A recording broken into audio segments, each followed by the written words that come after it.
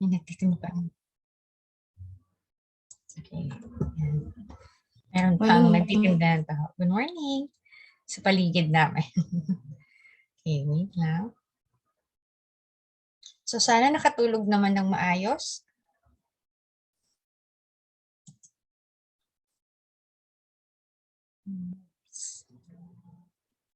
Okay, so may aking mga files.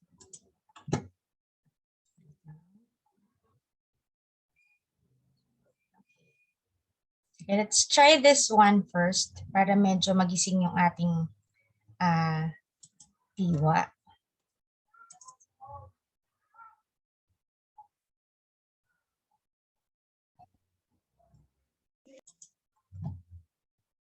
Wait lang.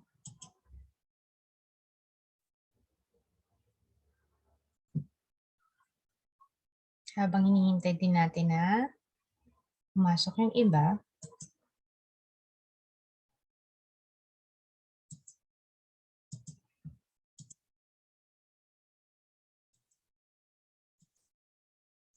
Okay, nakita po ba? Yung share ko po.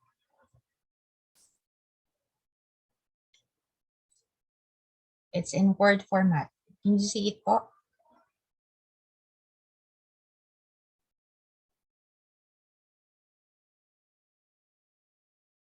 Children, good morning. Nakita po? Alright. Sige, thank you. Thank you, Ms. Connie. Okay, so there are 12 boxes here. Okay. Dito sa 12 boxes na to, there are jumbled words. There are repeated words. Okay. Ano naman to ha? Ano lang, brain teaser lang. Okay. Sabi ko nga para medyo magising ang ating ulirat. Okay. So, all you have to do is to think of something, okay? Kung ano yung pagkakaintindi mo dyan sa mga letters or words na nandyan. So, how you understand it or what do you think it means? Okay? For this one, kasi hindi ko number 12, I'll give an example. So, actually, dapat kasi si word na person, nandito siya, medyo palabas na siya. Siguro yung word, rather, the letters O and N should be already outside the box. Okay? For this one, this is it could be considered outgoing person. So, yan po ang meaning nun. Okay? So, ganon din for 1 to 11. So, think of something no, na maaring meaning ng mga letters or words na nandyan. So, number 12 is given already. So, outgoing person. So, parang ang itsura kasi niya dapat nasa labas na yung O and N. Yan, nandito pa siya banda. Kaya lang hindi, ayaw niya lumabas eh. Ayun. So, yan po. Work on it po while we're still waiting for the others. Medyo dumami tayo ng konti. But either way, so we'll be starting right after you have somewhat or somehow decipher the 11 boxes. Sige po. On your own ano na lang po. Kahit po sa scratch lang.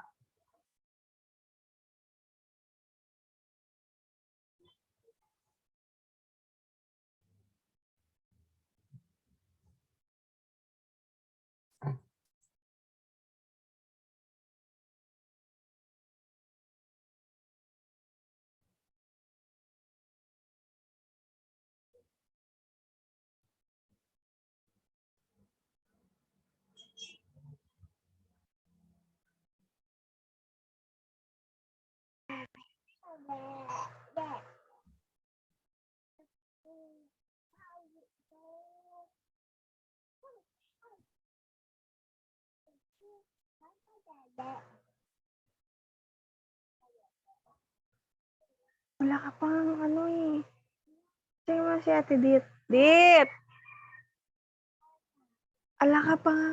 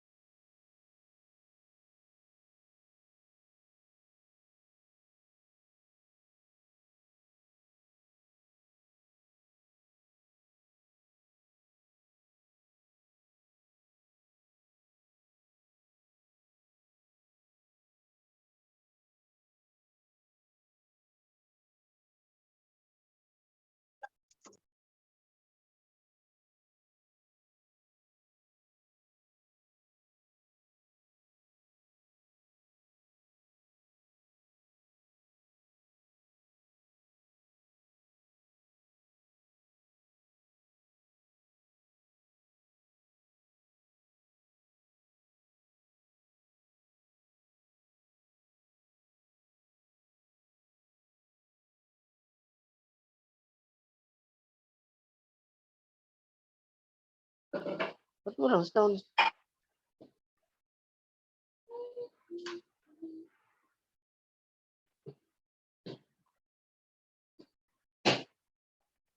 Walang sound.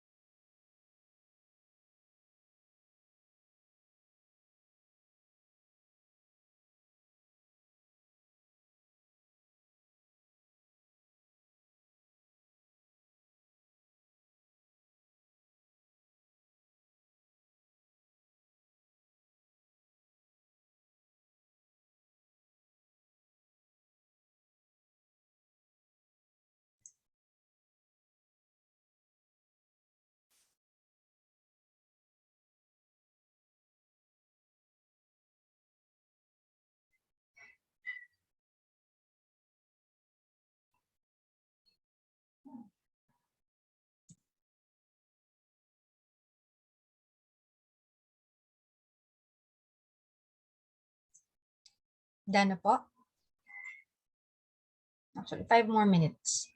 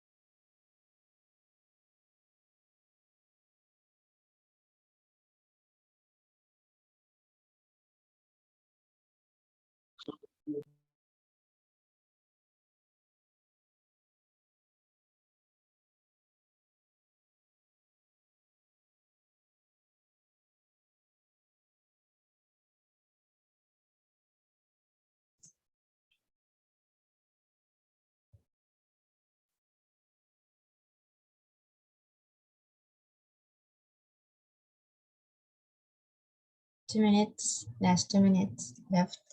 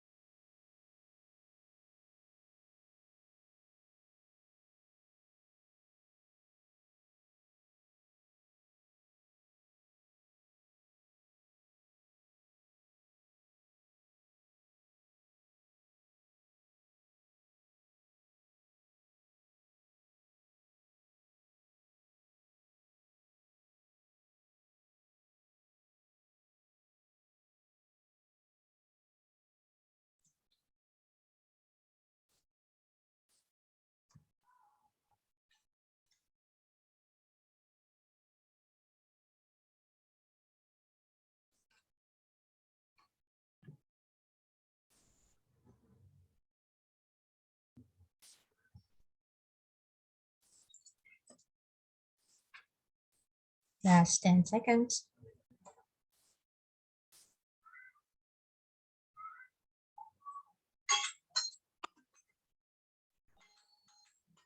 Ayan, time's up. Okay, so game. So let's try. So, okay lang naman if hindi natapos. Don't worry. So, kung ilan lang yung mga medyo na-try natin isolve. Okay. So, try natin kung nasagutan ni Miss Pamela. Miss Pamela, nasagutan mo ba yung number 1?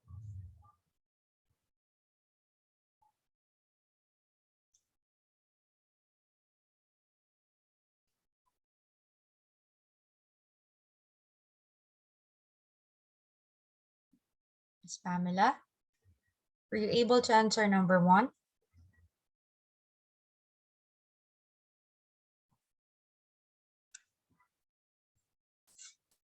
Nandiyan ka ba, Miss Pamela? Yes. Okay. Di nakasunod. Alright, it's okay. Sige, di bale. How about Miss Connie? Were you able to answer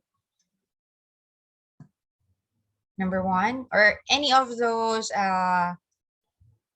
mixed letters or words on those boxes?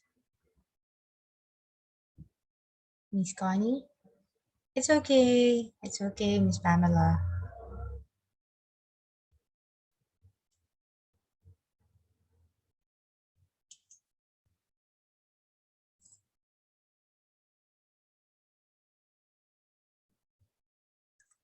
I think feelings. Okay. At least, di ba? Oh, yeah. It's, you're correct with the word feelings. Pero may kulang pa. May nawawala pa dyan.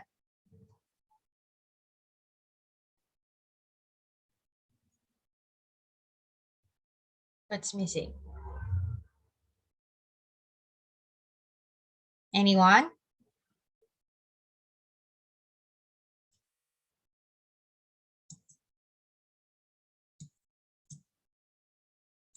Alright, sige. Walang nakasagot. Okay. The answer for that is, wait lang.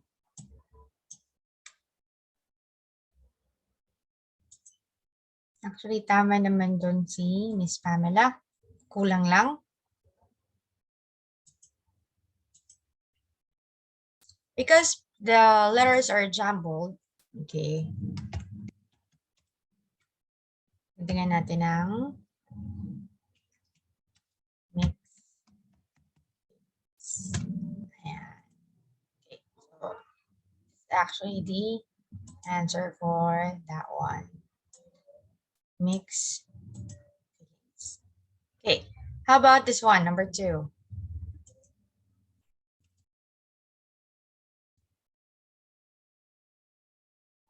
Anyone?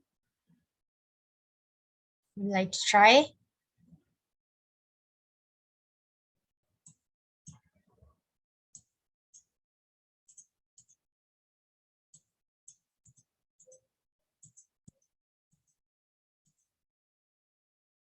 Wala? Okay. Number 2? Wala po? Wala talaga? Walang magta-try? Walang nag-try? Okay, number 2 is horseback riding. So actually, ano yan, para siyang sinadya talaga na isulat ng pabaliktad yung horse. So, it's horseback riding.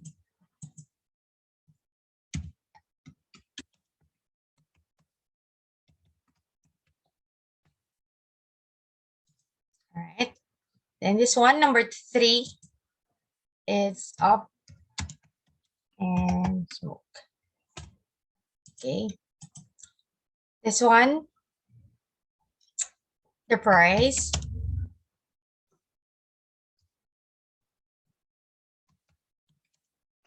is right. Because on the left is the word left, on the right is the word price. So the price is right. So it has something to do on the way you interpret things that you see. Okay. This jumble letters, okay, So in the middle of T and E and R and M of those letters, okay, there's a word. Sorry. There's a word there, exam.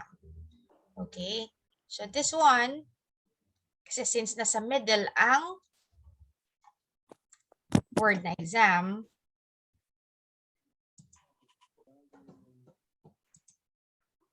actually that's enter. Okay. This listing is multiple listings. Okay. Sorry. Okay. This one, if you'll try to decipher this one, so you will be able to come up with a word stepping. Okay. Sorry, ito pa pala, number 7. Kasi napunta dito yung sagot. So, number 7, almost forgot N.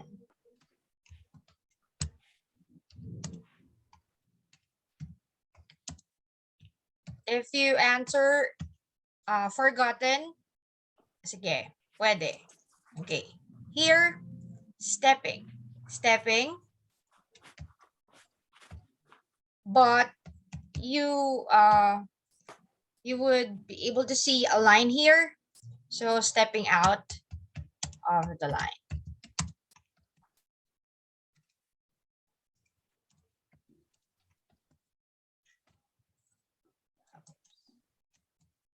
Yeah, stepping out of the line. Okay, here, feet, hands, and face. So what's the first thing that you see? It's the feet. So, guess. Anyone?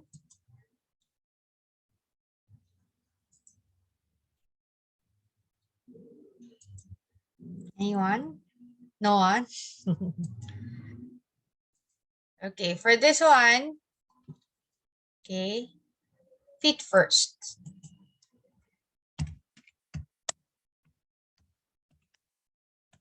Para medyo nagigising yung diwa natin. Okay, this one, repeat after. Okay. This one,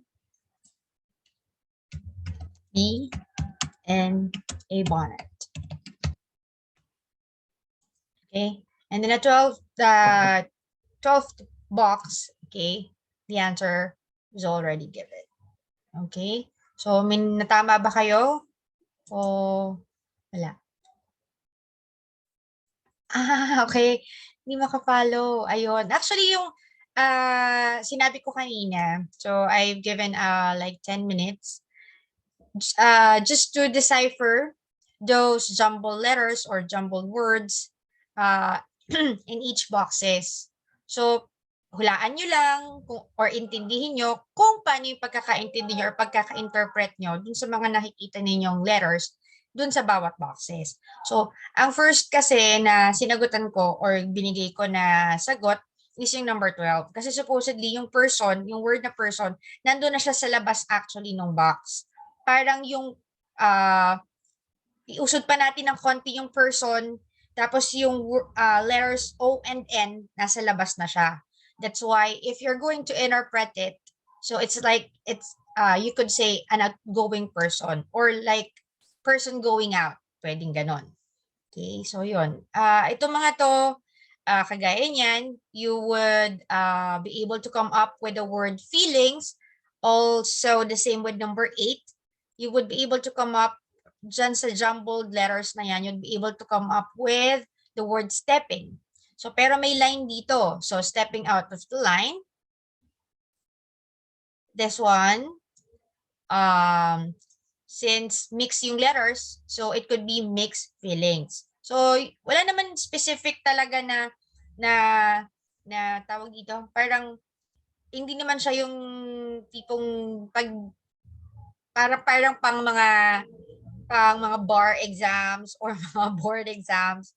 So, it's just to stir up your brain cells. Okay, so ayan. So, mapapaisip ka, ano nga kaya pwede dyan? Like this one. The word horse is written backwards. So, it's horseback Friday. Okay. This one, up in smoke. Okay. Then here, left price. Kasi if you'll try to analyze, somehow analyze, diba? Sabi nga natin para medyo gumana ang ating brain cells, kasi kagigising lang natin, yung iba sa atin for sure hindi pa nag-breakfast, or yung iba hindi nakatulog ng maayos, diba?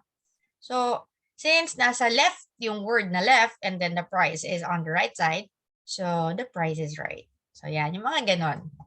Okay, so ayan siya. Okay. So, ayan. So, pwede ka nang burahin. Okay, sorry na, Ramilin.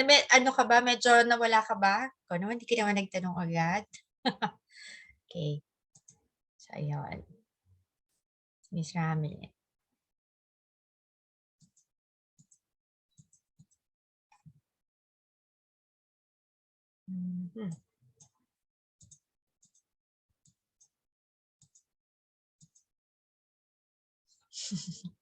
It's okay. Ano lang kasi while we're waiting for the others. So, medyo nag-ano muna ako para ma-stir up ang ating, sabi ko nga, brain cells. Kasi yung brain cells natin minsan kailangan sa umaga, medyo ano pa yan eh, parang mantika, di ba? Parang pinapainit pa. Parang kumbaga sa sasakyan eh, dapat pinapainit muna. Di ba? Okay. So, ayan. Ay, okay. Hindi ko siya nabura na naman. Ano ba yan?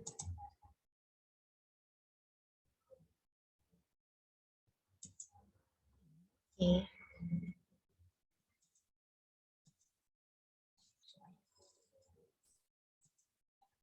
So far, yan, medyo madami na ba? Okay, next.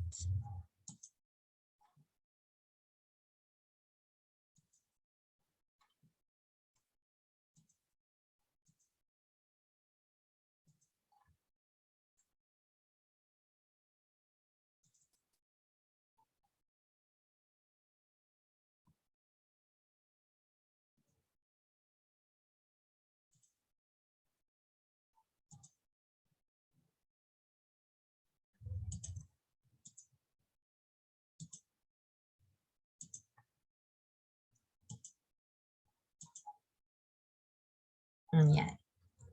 Okay, I hope nakikita.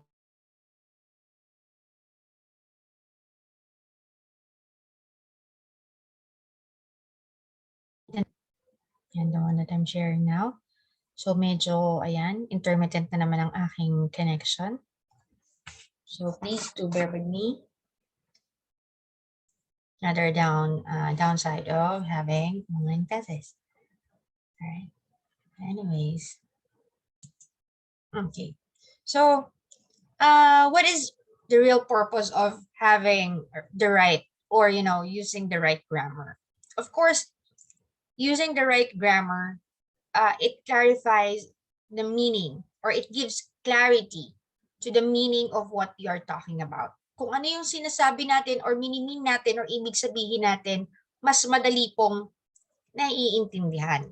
Mas madali pong basahin, readability of course, and credibility, okay, of what we are talking about. So, kapanipaniwala ba or, credible ba yung sinasabi natin?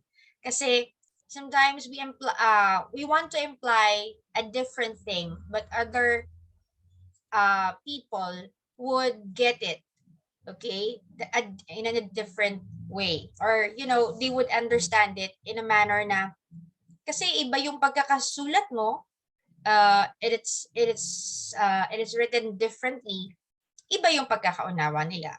Nagkamali ka lang ng punctuation, nagkamali ka lang ng madalas punctuation eh, especially nowadays we are very used to using, okay, text messages, diba? So pag nag-text, dire-diretso. Hindi na nga rin tayo gumagamit ng capital, letters, wala na tayong comma, walang period, may mga ganyan. No, parang, ano ba to? Dire-diretso ba tong sinasabi niya? Sometimes, I would ask somebody if somebody would text me or send me private messages or DM me. Ano to? Question ba to? Or is this a statement? Kasi, like for example, kumain ka na. So, pag kumain ka na, pag wala siyang punctuation mark, you wouldn't really know if they're asking you question or if they're telling you to do it. So, I have to ask sometimes, is this a question or is this a statement? Are you telling me to eat or are you asking me if I have eaten already? So, yon. So, para mas credible, mas clear, kumbaga lalo na kung binabasa lang ng isang tao ang isang pagkakasulat, okay? So, syempre, maganda kung tama yung grammar para mas nagkakaunawaan tayo, di ba? Ma-avoid natin ang confusion. Oh, like for example, this one. So, try to compare first, okay, the words that you would see there. Pareho, right? Then, may mga punctuations na ginamit. Like, there's an apostrophe, there's a comma, there's an exclamation point. Okay? The mark over there sa dulo ng sentence. Okay? So, dito, sa una, if you'll try to read it, okay? So, let's eat, Grandma. So, maganda pakinggan. Di ba? Rather than this one, let's eat, Grandma. Okay, which one is correct? Kasi dito, parang sinasabi mo, kainin na natin si Grandma. Dito, tara Grandma, kain tayo. Alright? So, ayan. Proper punctuation lang ang susi or key para maging tama yung meaning or mini-mean natin sa sinasabi natin. So, nakakaloka, di ba? Makainin mo si Grandma. Alright. So, ayan. Okay, then, so sometimes errors are like this, wrong word errors, punctuations, and usage errors. So there are some words that we use incorrectly. So especially kapag may kinalaman na ang spelling.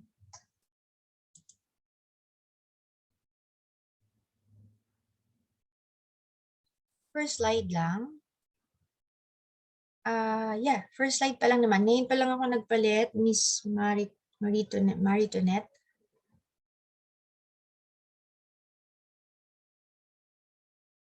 Ito pa lang. Nakikita niyo po yung types of errors ngayon.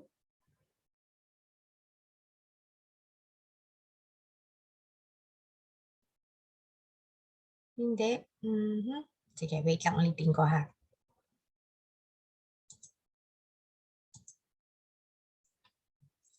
Share ko na lang ulit. Okay. Okay, spelling wait lang.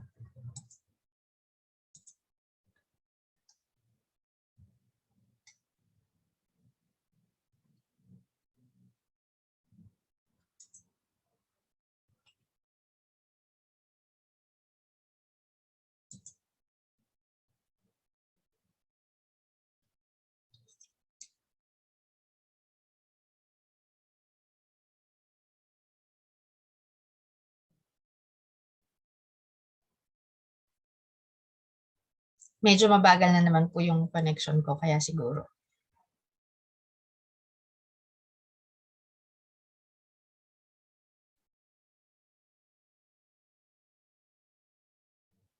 Okay na. Ayan. So, sorry naman. Thank you for letting me know.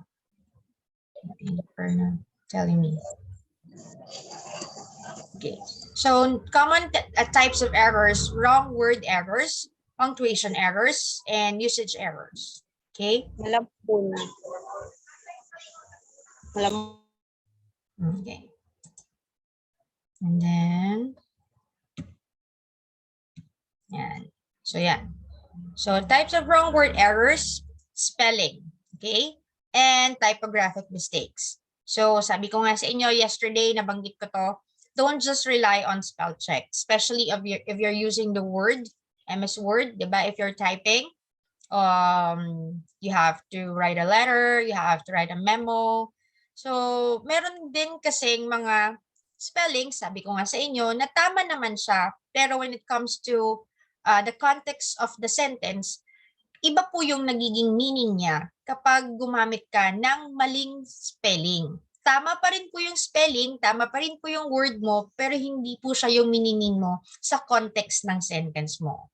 Alright? And then, almost the same, so wrong meaning. Bakit? Because a lot of people rely on thesaurus. Okay? Kasi yung thesaurus, ibinibigay niya po yung other terms, okay? Synonymous to what we are trying to find out, okay? For a word that we're trying to find out, or we're looking for another term for that specific word. The thing is, we have to rely not solely on those words kasi baka iba po, again, ang minimean niya sa context ng sentence natin. Okay? You would rather just use the dictionary and then you would see there kasi meron siyang specific na definition. Dinidefine niya kung para saan yung word na yon. Yung minimean niya kung saan mo gagamitin sa isang sentence. Alright? And then commonly confused words. So again, spell check won't catch these. Okay? I think I also have this, but kasi parang medyo limited dito. Ito yung mga commonly confused words. Pero I still have other words na pwede kong i-share. Okay, ito. Madalas, ayan, yung there, and there. Alright. Ako medyo may pagkaano rin ako. Ano tawag sa ganito? Karinyo brutal, no? Lalo na nung ewan ko, high school pa lang ako. Sabi ko nga sa inyo yesterday, di ba? Siguro, advantage na rin dahil professor ako, I could, tap the attention of that student and that or call the attention of that student na, dear, medyo may mali ng konti dito sa grammar mo or yung pinost mo, may mali yung spelling. Sometimes, it's an advantage. Sige, sabihin na natin na medyo siguro mayabang or arrogante yung dating. But for me, it is just, parang wag na natin ma-further yung pagkapahiya ng isang tao. Siguro di naman kasi niya sinasadya or nalito lang or there are times na na-confuse nga. Okay? So, sa akin, ang ano ko lang idea is makatulong. Pero yun, bahala ka kung maasar ka or whatever. Anyway, so ayun nga. Yan, madalas po dyan, yung there, wait pala, yun pala, sinasabi ko, nung high school ako, pag binigyan mo ako ng letter, kung gusto mo akong sulatan, kung i-Englishin mo, be sure, maayos. Okay? Kasi dati uso pa po yung mga love letters, Nax. So, pag nakaka-receive ako ng love letter, tapos, syempre, di ba, tayo pag bata pa tayo, we're idealistic. So, kapag naka-receive ako ng letter nun, and then, mapansin ko na merong mali sa, sa word, okay? Ay, X na yan. Ayoko na yan. Bakit? Kasi idealistic nga ako. Ang gusto ko sa isang guy, right? So, yun. Pagka mali-mali yung mga ginagamit mo na words, ay nako. Yun. Ano na, friends na lang tayo. Ganon. O, di ba? Sungit lang. Alright, so, maka-article mo ang ganda, no? So, ayan, there, and there. So, kailan ginagamit yung there? Okay. So, ang there po, it is a contraction. Ibig sabihin po, pinagsama, pinagdikit. Kaya po meron tayo dyang apostrophe. So, contraction of the words they are. Alright? They are going to store together. May mga contractions tayo or mga words na kino-contract tayo kapag gumagawa tayo ng sentence or nagsasalita tayo sa ng isang sentence. Like, it is, it's, right? Also like, I am. So instead of I am, ginagawa natin I'm. So that's contraction. Kino-contract, pinagsasama mo po siya, parang ini-squeeze mo siya. Okay? Pinagsasama mo siya, tapos dinadagdagan natin ng apostrophe. Okay? The officers are in their weekly meeting. So this is a possessive form. Okay? Then here, place the flowers there. So it's an adverb that indicates indicates location or direction. Okay? Here, another contraction, your at saka yung word na your. All right. Here, you are. You are, kinontract mo lang siya, kaya po naging tunog niya is your. You're going to be a great writer. So you're talking to someone. So again, kung naalala nyo yesterday, if hindi pa rin gumagalaw yung slide namin. Oh, wait lang, sorry ha. Sige, ulitin ko ulit. Share ko ulit.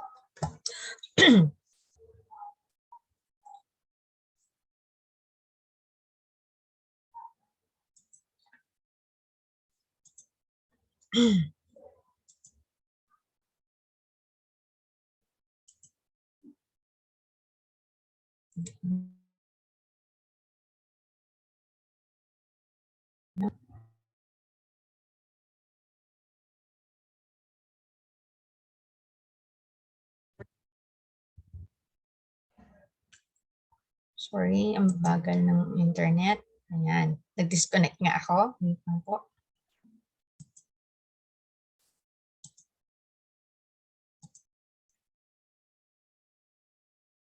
Ayan po.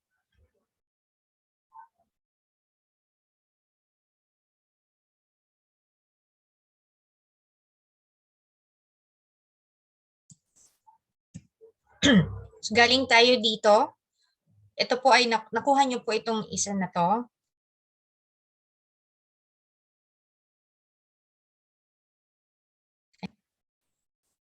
Mabagal na naman. Ito po nakuha ninyo kanina.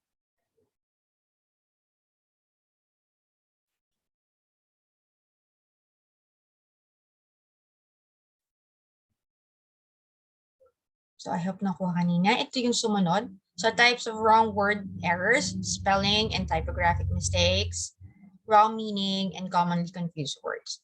Then next is this one. So dito pa lang naman tayo. Ayan po, nakita na po. The one that I'm sharing now. The slide po, commonly confused words. Yung merong there, and there. Okay. So sige, paki-ano na lang po ako ha. Paki-ping na lang po ako kapag lagi po siyang hindi sumusunod. Tigas po ang ulo niya. No, stubborn siya. Alright. So dito po, there. Ulitin ko lang. So this is a contraction of they are. Then this one is a possessive. And then this one indicates location or direction. So madalas dyan talaga na pagbabaliktad po. Sometimes, kaya nga po confused, nakakalito po kasi. Ako dahil kakagamit ko din po ng text before, nasanay din ako na mag-shortcut. Again, another downside of, technology.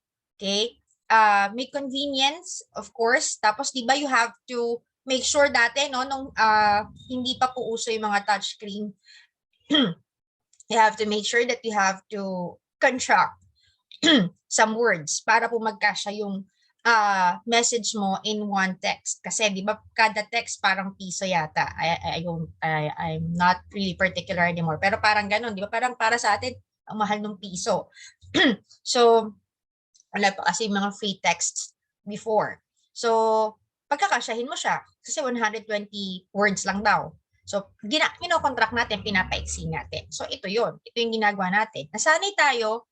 Kaya ako ngayon, whenever you would encounter me or, text me or private message or send me private messages, if I would reply to you, ano po yun? Talagang yung words po na ginagamit po natin na supposedly yun talaga ang tama. Kasi nakakasanayan din po natin. So yan, there, there. So yan po. Huwag nating bali-balik na rin or pag-isipan natin ng maayos. Ano ba to? Yung sinasabi ko, is it just a contraction of they are? So sila, they are, sila. Okay? Ito pong the officers are in their weekly meeting. Nasa kanilang, okay? Lingguhang pagpupulong. Okay? There, yun naman ay you're pointing out something like lagay mo doon. Okay? So, ayun siya. Yun po ang pagkakaiba niya. Sila, kanila, doon. Alright? And then, your and your. So, another contraction nga po, you are. So, kapag ang word po is you and I, we take it as a plural. So, we are using plural form of verb. Kaya, laging you are. Hindi po you is. Kasi may mga bata po or may mga tao po na up until now, they're confused. They're, having a hard time thinking, bakit nga ba? Bakit nga ba are samantalang iisa lang si you at iisa lang si I? That's the rule, okay, for the subject-verb agreement. Kaya po,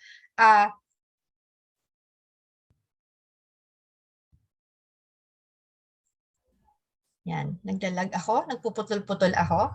Nakatakot na naman, nagiging chop-chop late.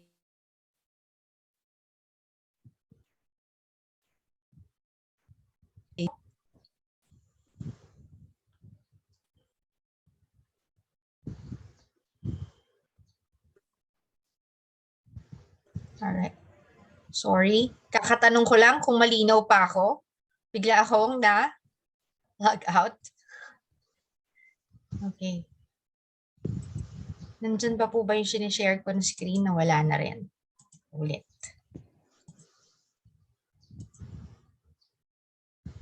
Ayan po. Naglalag din po ba ako? I mean, nagpuputol-putol po yung pagsasalita?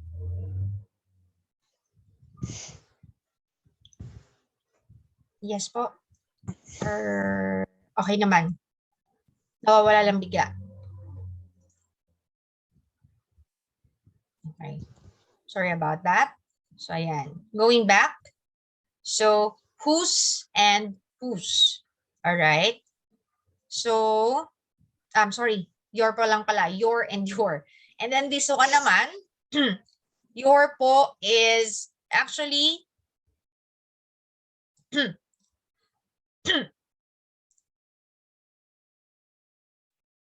wait lang po.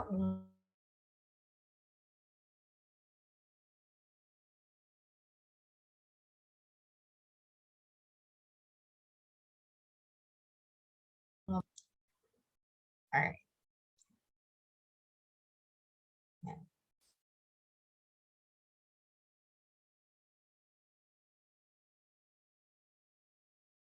I know, bumabagal din ang internet.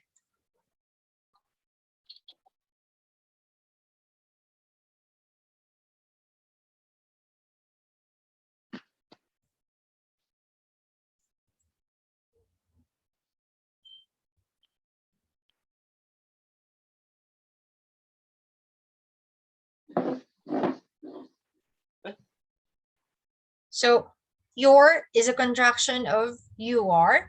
So, pinaiksi rin po natin or pinagsama natin siya, pinag-combine natin, pinagdikit by using apostrophe, but meaning or meron tayong dalawang words dyan. You are. Your is just one word, okay? Sa Tagalog ay iyo. Okay? Yan, kagaya niyan. Your hair looks nice today. Or ang ganda ng buhok mo.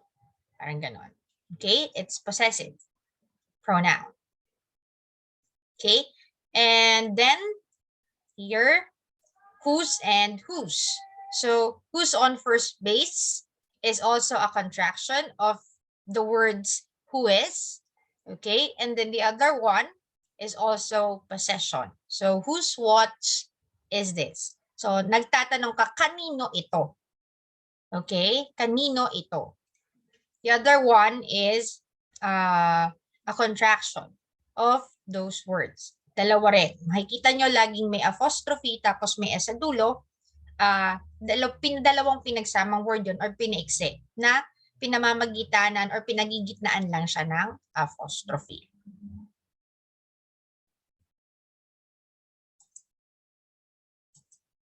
Okay.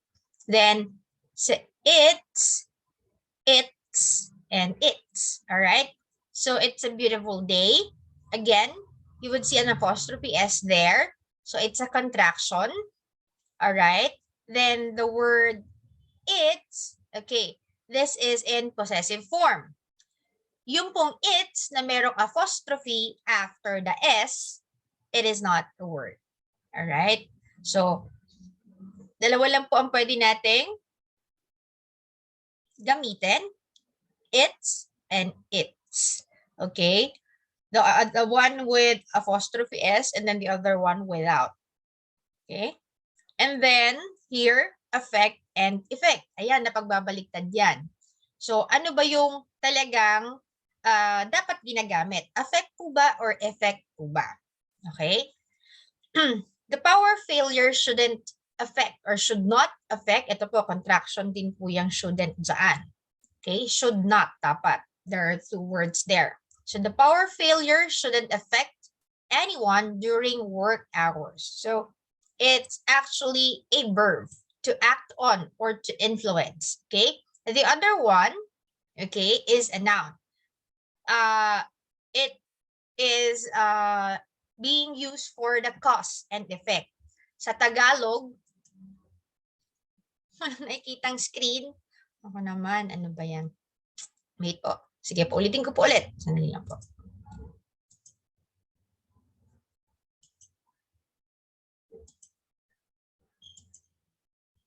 Ayan po. Yan, sana may nakikita na. Miss Kimberly, okay na po? Wala pa din? Wait po.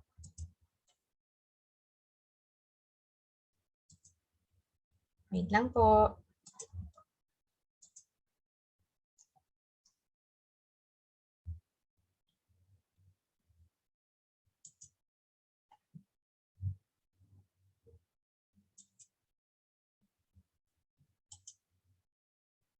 Ayan po.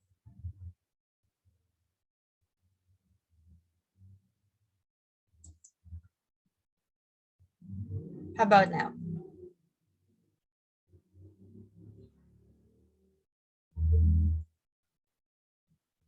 Ma'am, wala pa po. Wala pa rin po. Sandali lang po.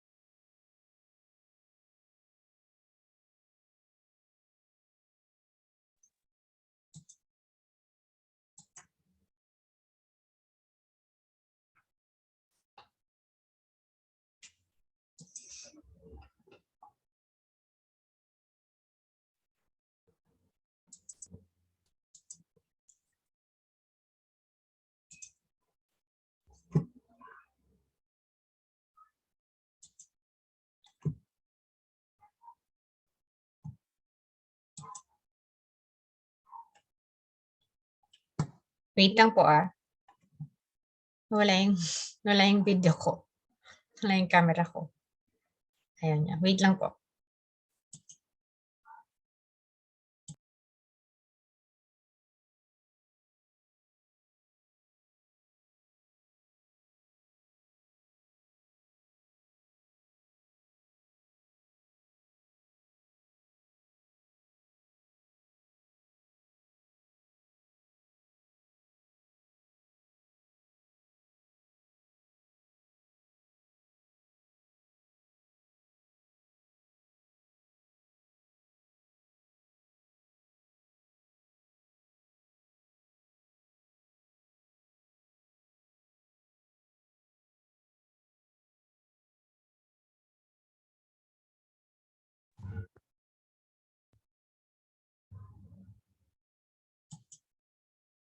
Ayan. Nawala yung video ko. Mahina po talaga yung internet connection. Sorry.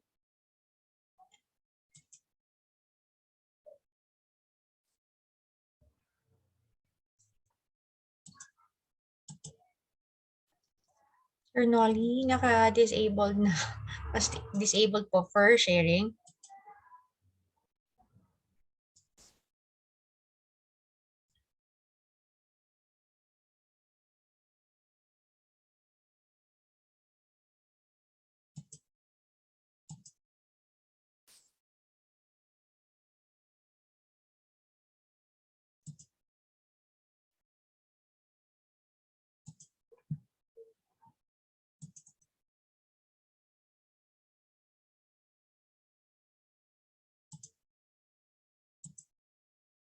Wait lang ah.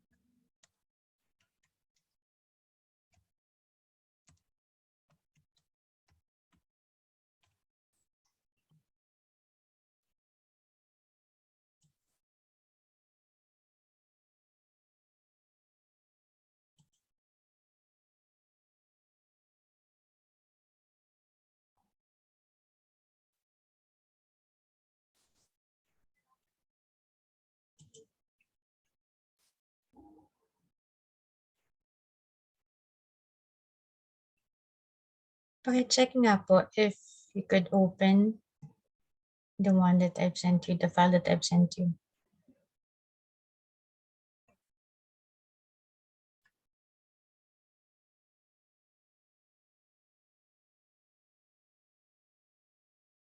Hindi ako nasasagot ni Sir Nolly. Siguro there. Yan. Wala. Yun nga eh. Actually, yesterday then, diba, I'm sharing the PowerPoint presentation so that you could open it or somebody could share it. Medyo malakas yung internet connection. So, hindi niyo siya nare-receive eh. Pero sa akin, lumabas siya na it was successfully shared.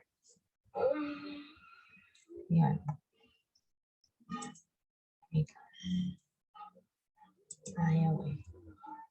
Yan. Sa akin, lumalabas siya.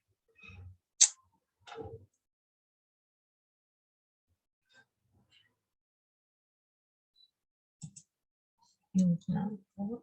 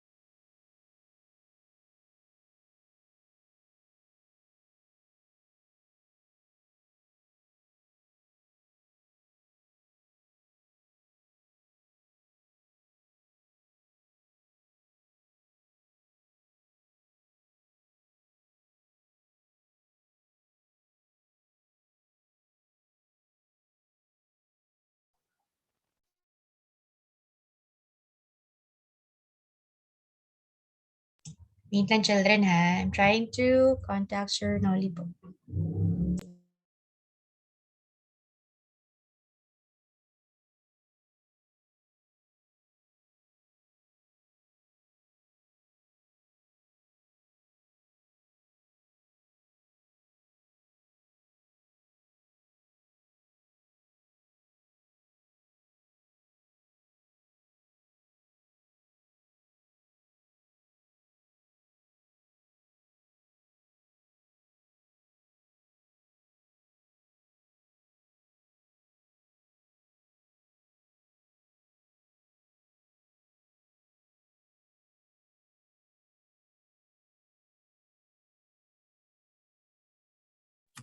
Ma'am, okay na po uli, ma'am. Thank you, sir. Pasensya naman kung medyo natagalan ako. nasa ano rin ako, ma'am, lecture din. Okay po. Sige po. Thank you Sige, po. ma'am. Salamat po. Okay po.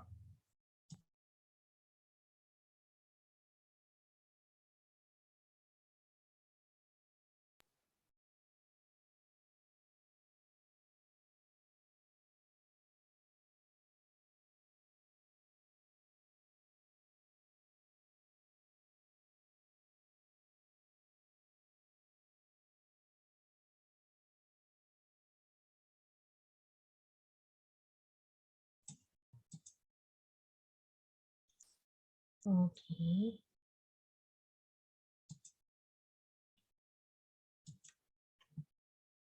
Ayan po. Nakikita na po kaya yung sinishare? Yung sinishare ko ngayon? Hindi.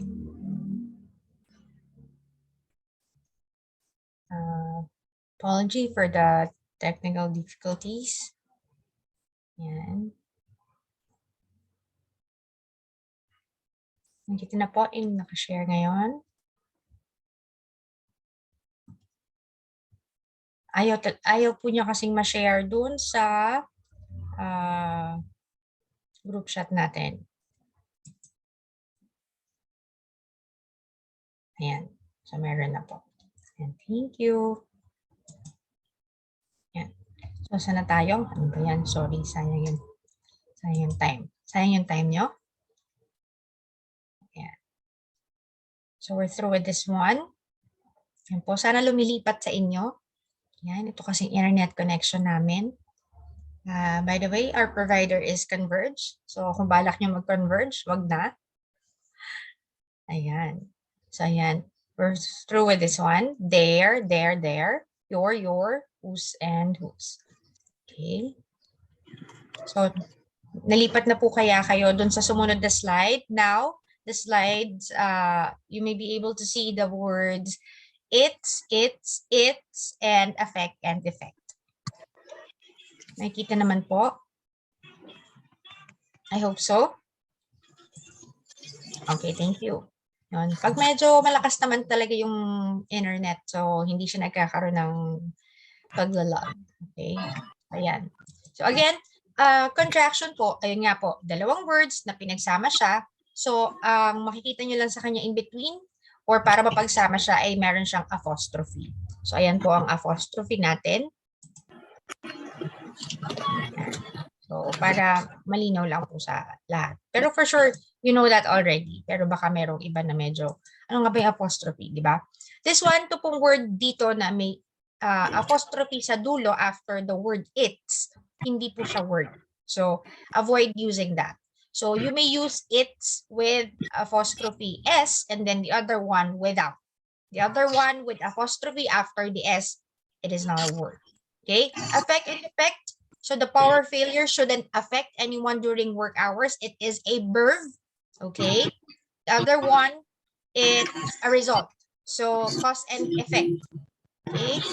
So kaya nga kapag halimbawa, may sinabi yung isang tao tapos medyo na-offend ka, ay, affected ka, girl? Di ba ganun ang tanong? Hindi affected. Diba?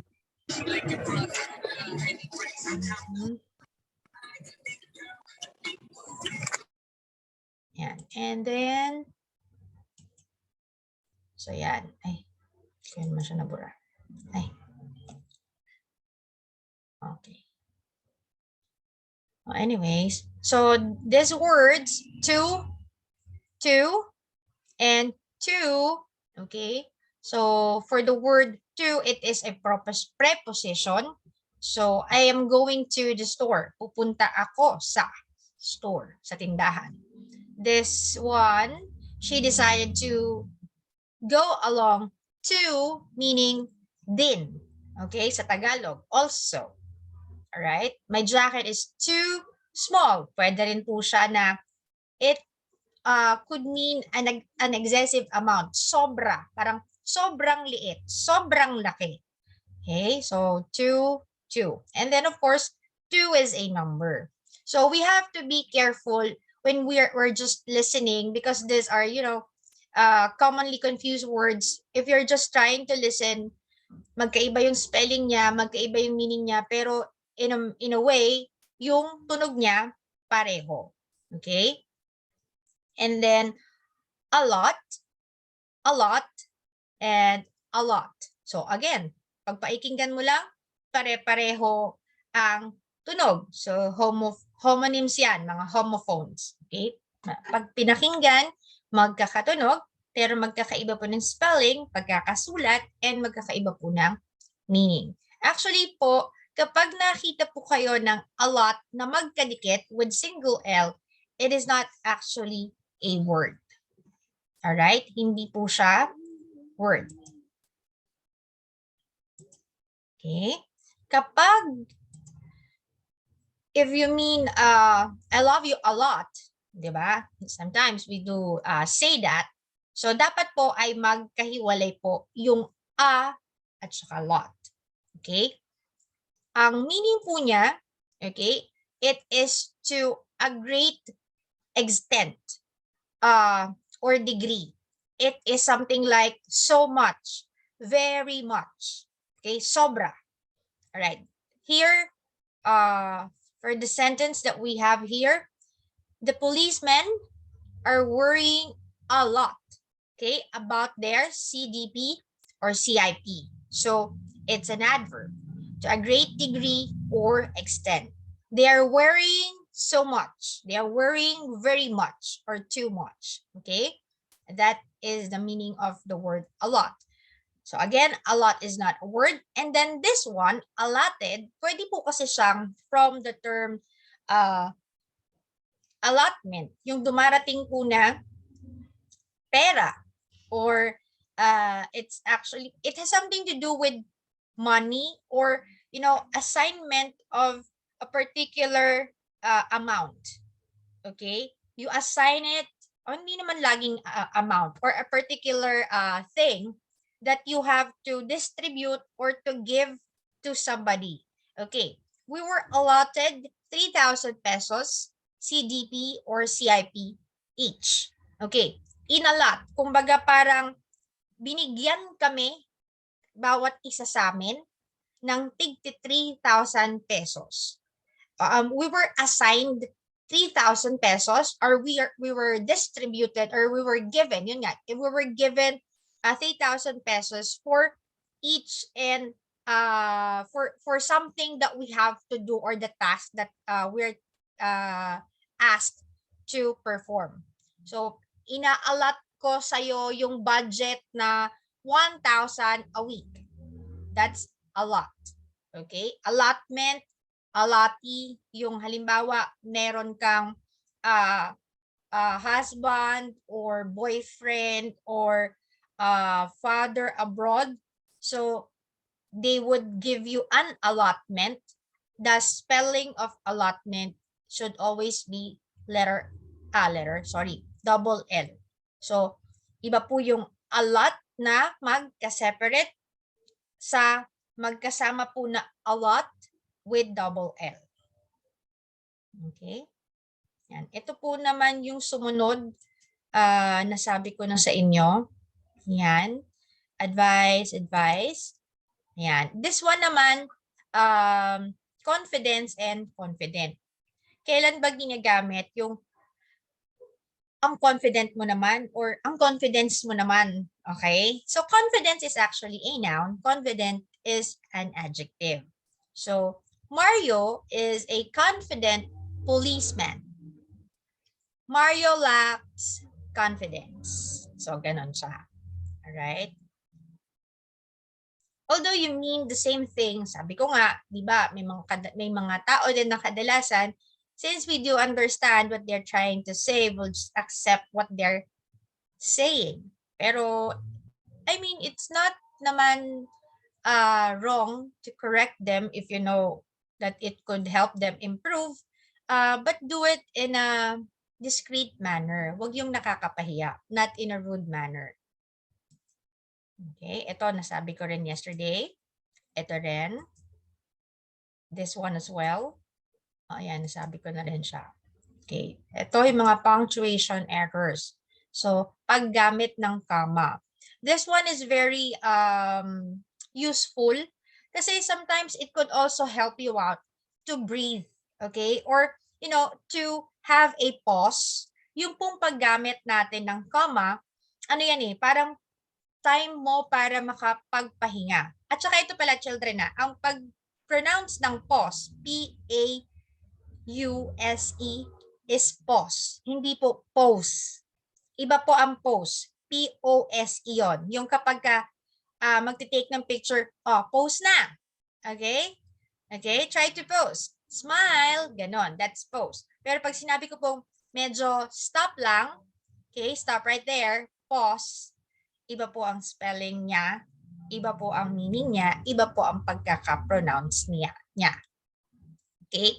So use a comma and a coordinating conjunction like and, but, for, or, nor, so, yet to join two independent clauses. So the game was over, comma, but the crowd refused to leave.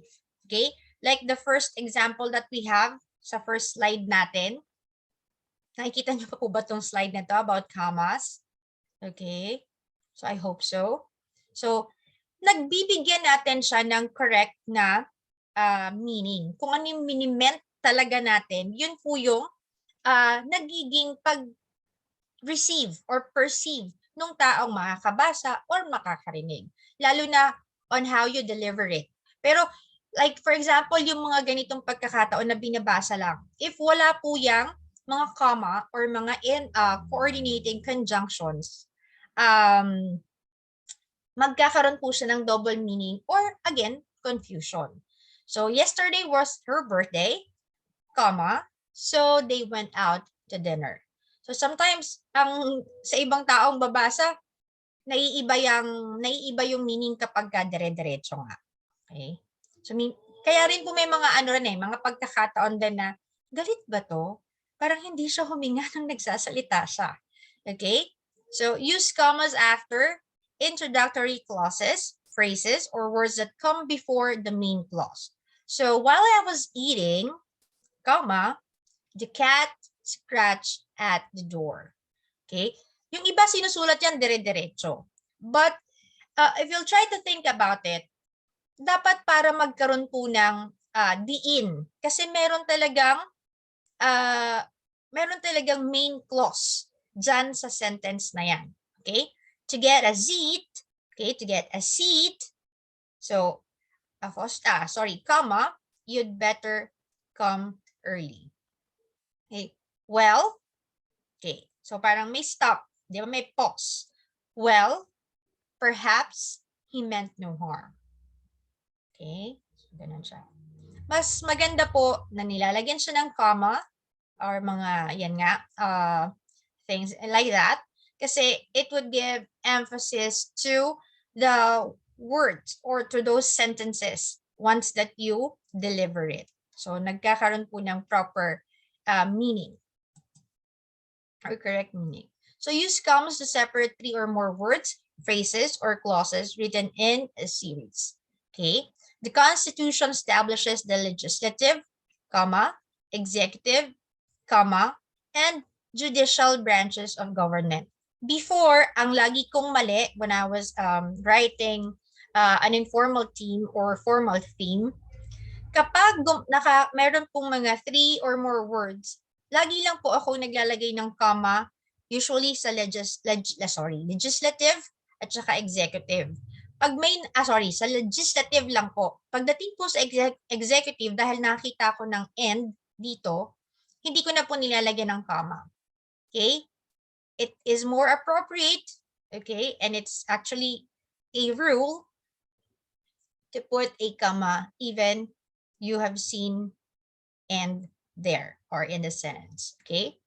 Use commas to set apart a parenthetical phrase in a sentence, okay? My friend Jessica, comma, who lives in Malabon City, is a Zumba instructor. Okay? So you're trying to emphasize each phrase in a sentence para mas madali na, mas madali po natin siyang i-imply, yung gusto nating i-imply sa isang sentence. Okay. How about semicolons? Okay, ang semicolon, so ayan po ang semicolon. Nakikita po ba? Yan. Semicolon po is may tuldok sa ibabaw. Sa baba po, makikita po kayo ng comma. Okay, that's semicolon. Okay, use a semicolon to separate elements in a series that already contains commas. Kagaya po nito. Makikita niyo po, meron na po tayong mga, nakakasunod po ba? Can you still follow? Are we on the same page po? Baka mamaya ako po ay nag-static na naman. Ayan, thank you po. Thank you, Miss Kimberly. Okay. For example, this sentence po. The students in the class were from Maysilo, Malabon City, Parada, Valenzuela, and Kaunlaran, Caloocan. So, Maysilo, Malabon City is just one thought. Okay? Isang lugar lang po yan. This one is a barangay in Malabon. Thank you, Ms. Jessamine. This one is a barangay in Valenzuela. Kaunlaran is a barangay in Caloocan. If you would try to look at it closely, okay? So may kama sa bawat pagitan ng barangay and ng city. Okay, that were given. So Parada, kama, Valenzuela. Kaunlaran, kama, Caloocan. Barangay, and then this one is the city. So may mga multiple commas dyan sa series, dyan sa mismong sentence, di ba? So to not to have confusion or to set them apart, gamit po tayo ng semicolon. Okay, so doon siya ginagamit. Kasi yung iba, lagi lang kama lang ng kama. Kapag puro kama po yan, okay, ang tendency po is may isip ng taong babasa, lalo na they are not familiar with Maysilo, Malabon City, it could mean separate, or rather 1, 2, 3, 6 separate cities or 6 separate places. Where in fact, you just mean 3 cities with their barangays. Okay? The students in a class were from Maysilo, Malabon City, Parada, Valenzuela, and Kaunlaran, Caloocan. Okay? So, yun, ginagamit ang semicolon or semicolons.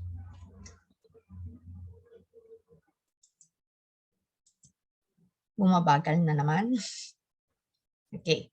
Use a semicolon to join two independent clauses when the second clause begins with a conjunctive adverb. Okay? Like however, therefore, moreover, furthermore, thus, meanwhile, nonetheless, otherwise, or a transition. Yung pagbabago ng isang salita or pagbabago ng isang thought sa isang sentence. So, in fact, for example, that is, for instance, in addition, in other words, on the other hand. Okay, like for example, I really have no interest in politics. Semicolon. However, comma, okay, I do like to stay informed by watching debates. Okay? So, pag hinihimay-himay mo, pag pinakikinggan mo, or pag ikaw ang nagbabasa, and then makakakita ka ng mga different punctuations, okay? Like yan, semicolon and comma, mas nagkakaroon po siya ng conviction sa bawat phrases or clauses na binabanggit mo or binabasa mo. Okay? Yan. Colons. So, colon, tuwing kailan ginagamit pag colons lang. Okay? Hindi po ito yung colon na na ating mga bitu-bituka. Okay? Large intestine. Okay? Or small intestine. Use a colon to introduce a list preceded by an independent clause. Okay. If we are trying to give listahan po. If we are halimbawa po, the name of the students are colon. So, isa-isahin mo yung name ng students. You are giving list. So, kagaya po niyan, the application includes the following pieces. Personal information, comma, job history, comma, and references. So, ibig sabihin, yung following pieces na pinag-uusapan natin dito, ito yung mga yon. Personal information, job history, and references.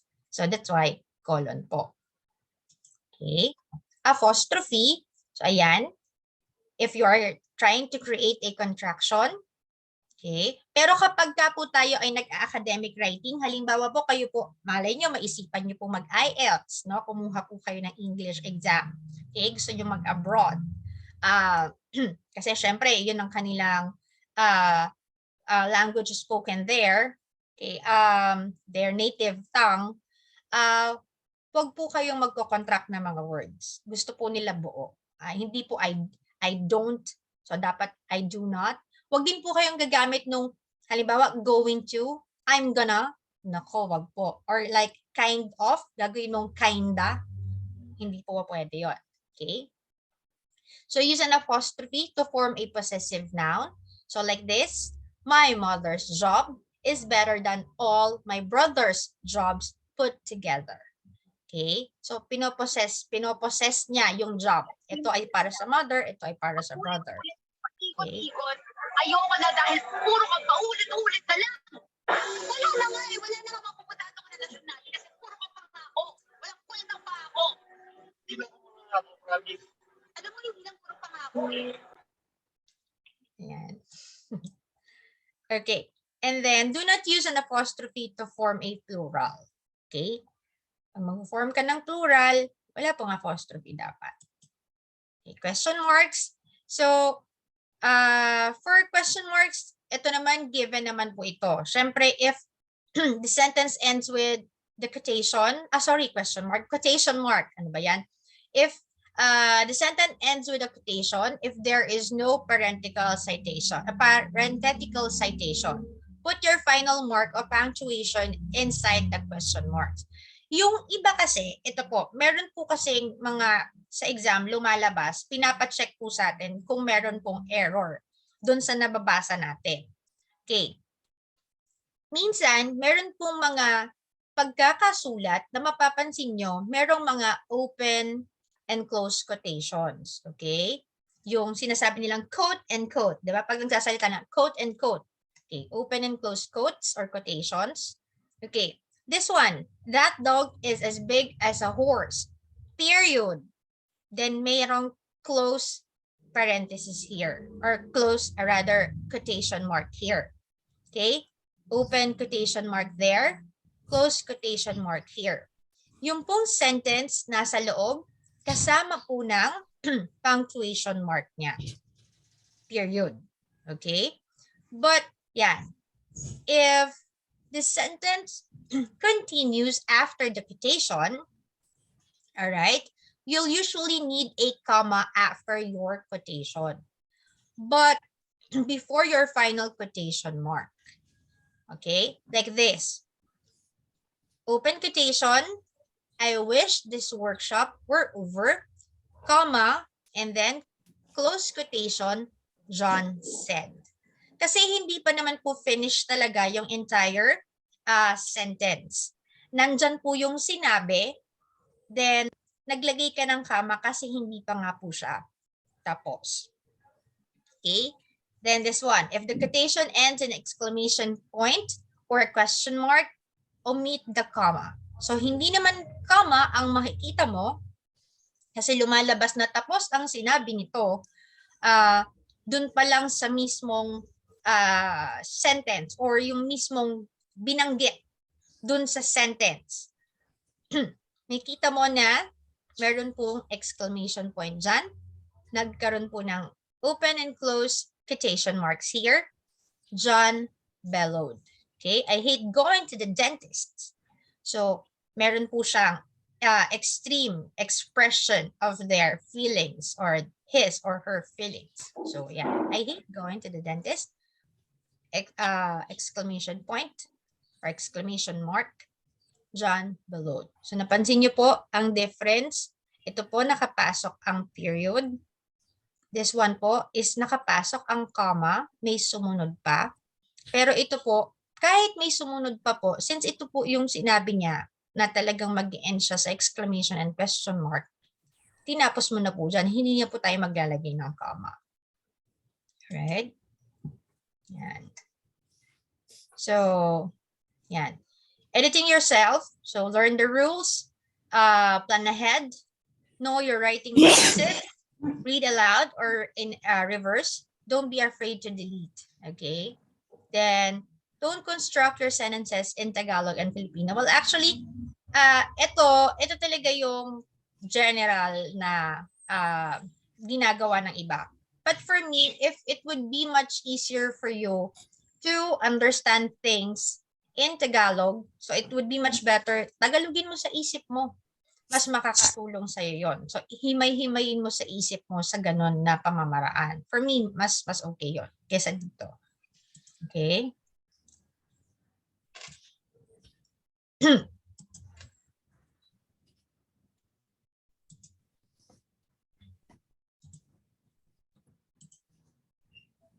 Ito. I'll share another.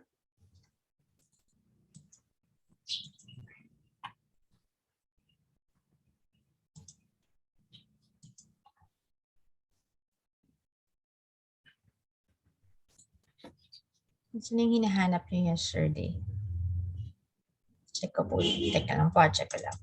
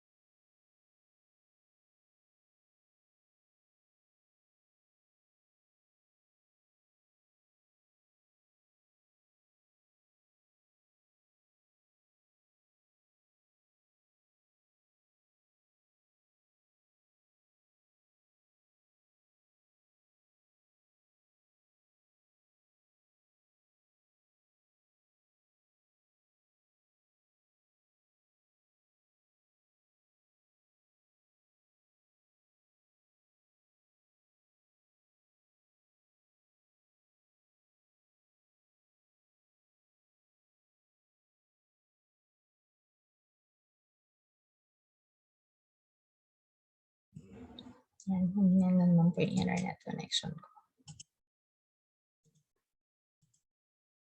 Yan po. Okay.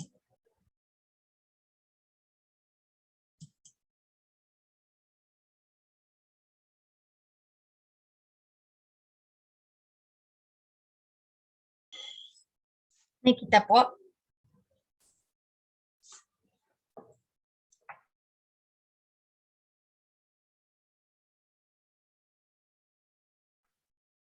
On your screen, the one that I'm sharing.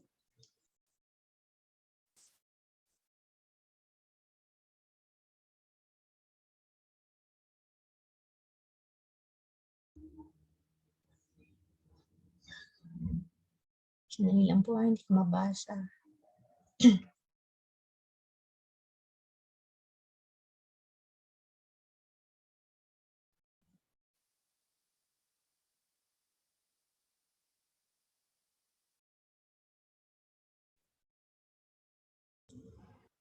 Yan, sorry naman.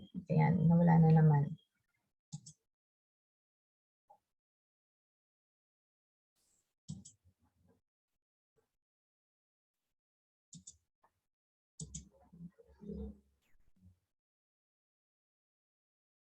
Yan po. Sana nakikita. Ito na po.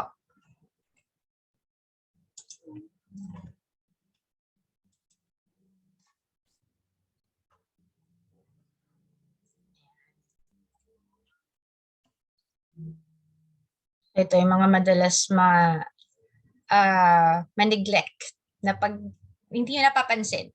Okay? Or nakakalimutan siguro, or nawawala sa sarili, kung ano ba ang gagamitin natin. Kung has, have, okay, or have been, has been, Okay, versus had been. Okay. If it has length of time, okay, wala pa. Hindi pa po nakikita? Ngayon po, yung sinishare ko po sa screen. Ma'am, wala pa po. Wala, wait lang po.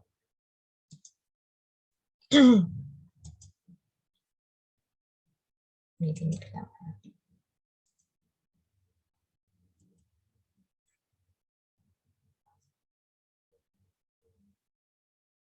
Ayan. Ayan po. Meron na po.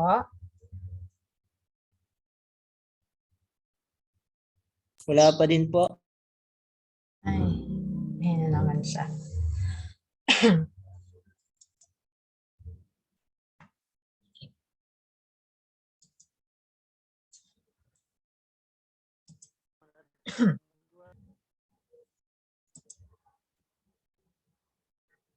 How about now?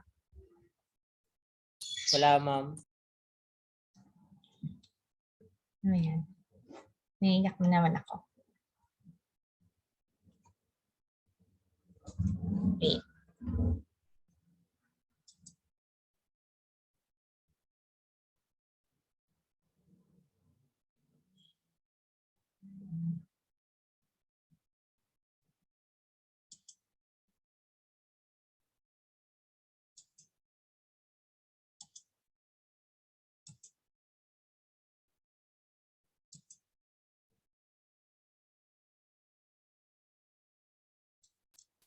Meron na po.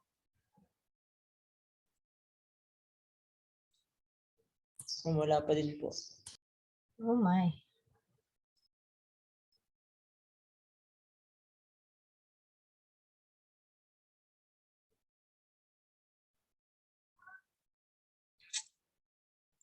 Naiyak.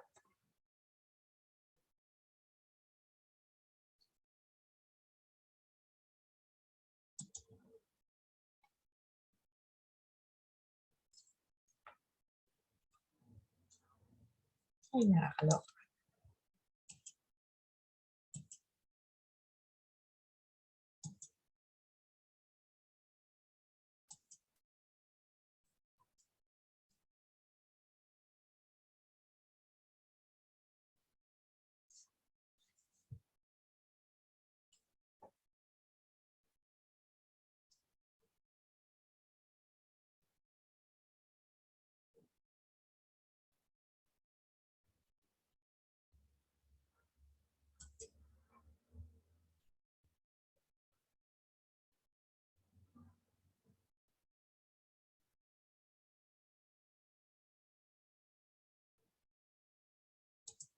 Okay, nagsishare na sa akin. Wala pa rin po.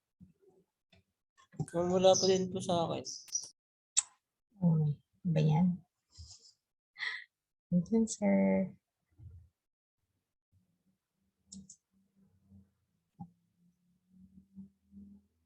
Okay po, wait lang po.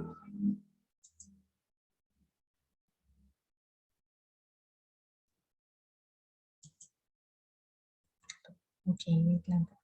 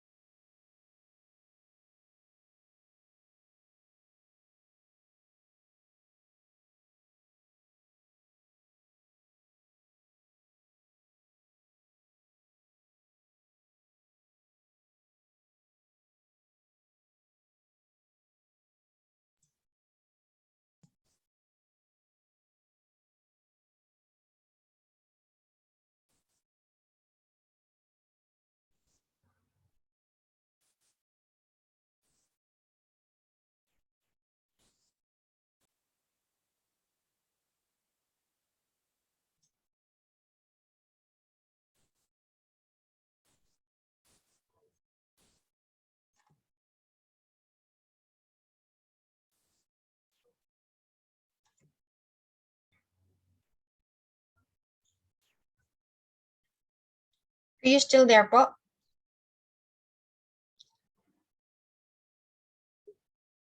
Wait lang po ah.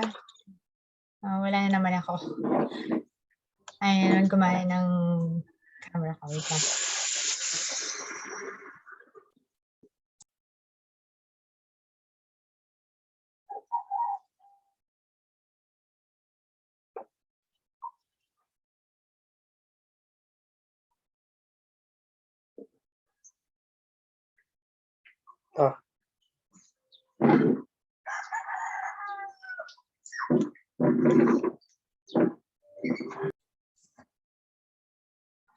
All right. So, usage of has been, have been, versus had been. Okay. So, pwede muna nating tanggalin yung been dito sa usapan. Okay. Sa has, have, and had tayo. Remember yesterday, we discussed do, does, and did. So, it is just like that. Kapag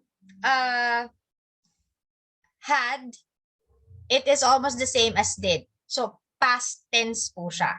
So, kapag ang isang bagay ay tapos na, okay? So, matik, ihiwalay po natin siya. Isi-separate po natin siya. Regardless if it's plural or singular. Okay? Pagdating naman po sa has and have, so, ito po ay pang singular at plural. Asan po dyan ang pang singular? So, singular may S. Has po yun. So, plural is for have. Okay? You, I, we, they. Okay? Has, he, she, or it. Or any other singular. Okay. So, ayan. Pero since tayo ay meron dyan, sa example natin is merong word na been, okay? So, may pinag-uusapan po kasi tayo dito na length of time. So, haba or duration nung pangyayari or ng isang oras na pinag-uusapan natin, araw or buwan or taon. Okay?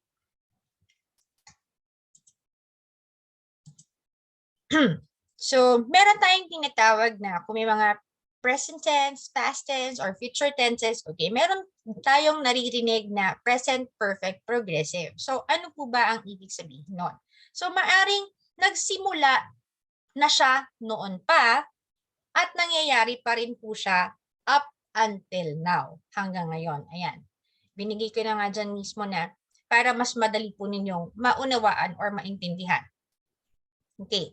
So, has, have been, then the verb plus ing, yan, kadalasan makakita kayo ng ing. Okay? Meaning, kasi kadalasan kapag ang isang word, meron po siyang plus ing or with ing, that is still happening. So, may length of time. Lalo na kung, for example, meron tayong specific na date or sinamahan natin ng date. Okay? So, matik, it is present perfect progressive. Nagsimula noon, nangyayari pa rin hanggang ngayon. So, example, have been working for 3 years.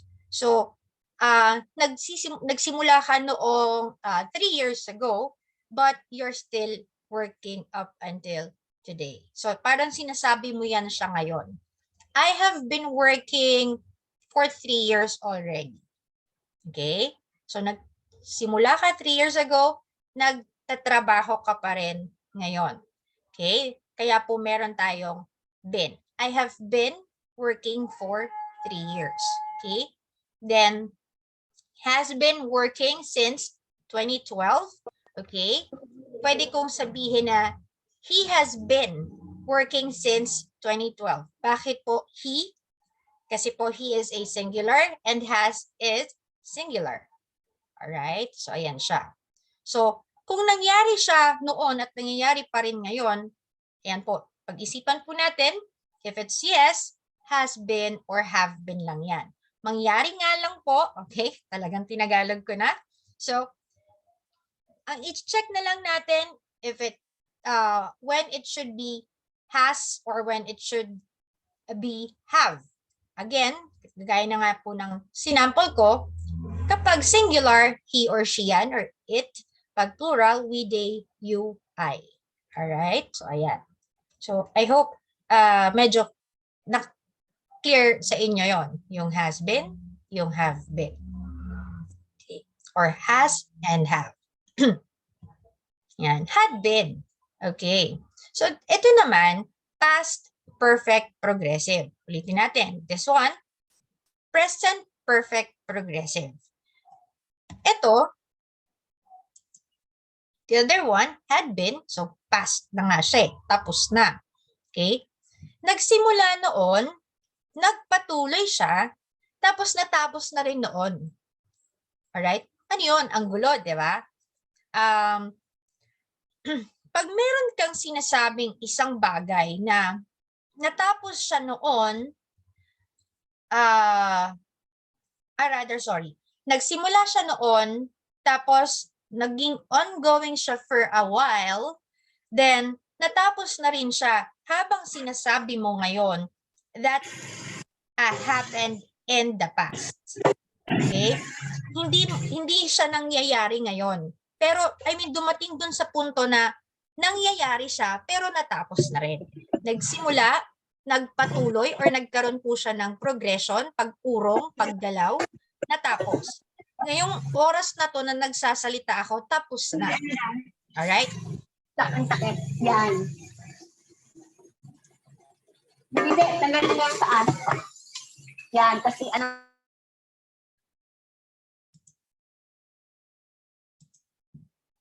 Okay. So, ayan. Kagaya dito, ayan. Kung di na umabot ang pangyayari ngayon or natapos na, had been na ang gagamitin mo. Had been, yung verb, plus yung ing, or adding ing, for length of time plus the second event. For example,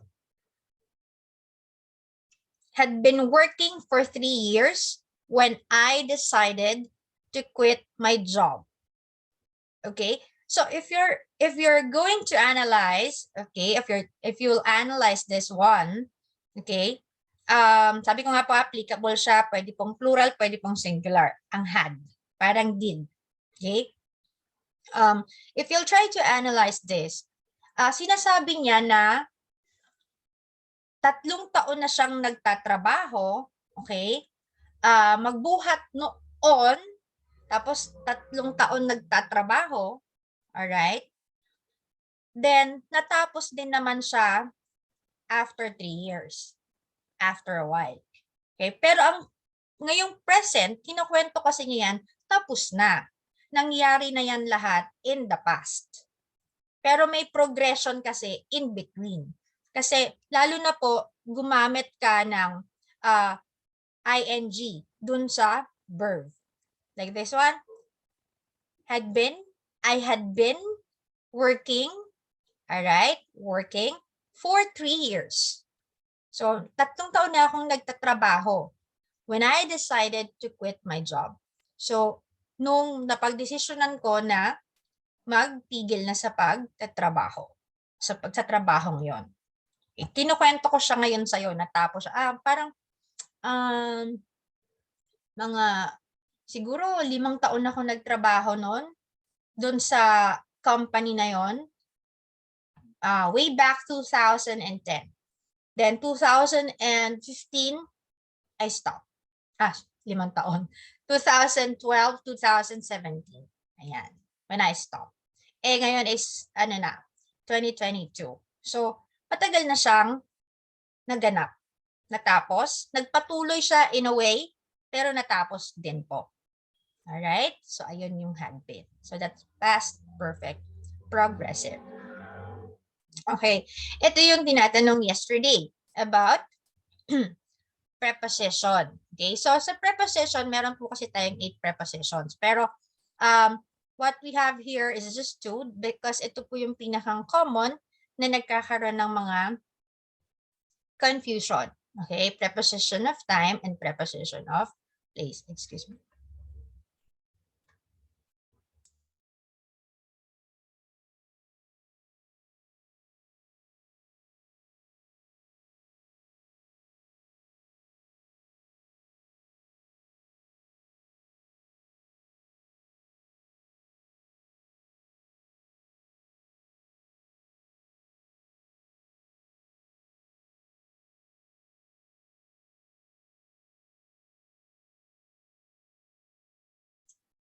Ayan.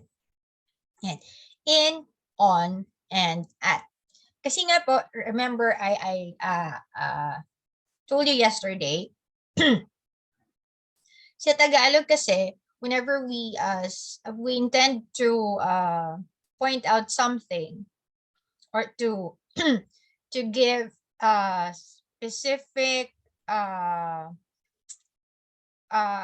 instruction to a person or to imply something, parang laging isa lang na kita tayo sa when you meant parang a different thing pagka pinag-usapan na natin sa English or ginamitan na natin ng English. Sa Tagalog, laging antulin lang. So, ayun. So, first, let's have preposition of time. Kailan ginagamit yung in, on, and at? Okay.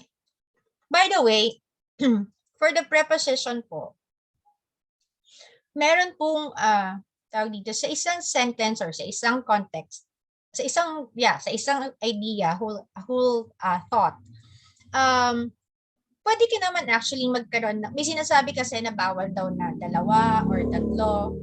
Depende po kasi sa context po or doon sa pinag-uusapan natin doon sa sentence. Kaya pwede pa rin naman po magkaroon ng multiple na preposition.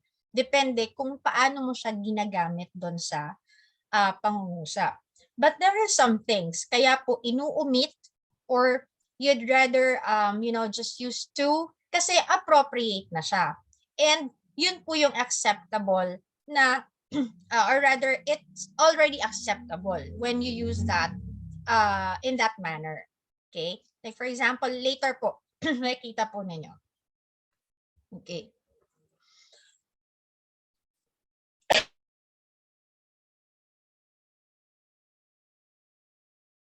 Sorry, hindi po ito COVID. So, ayan.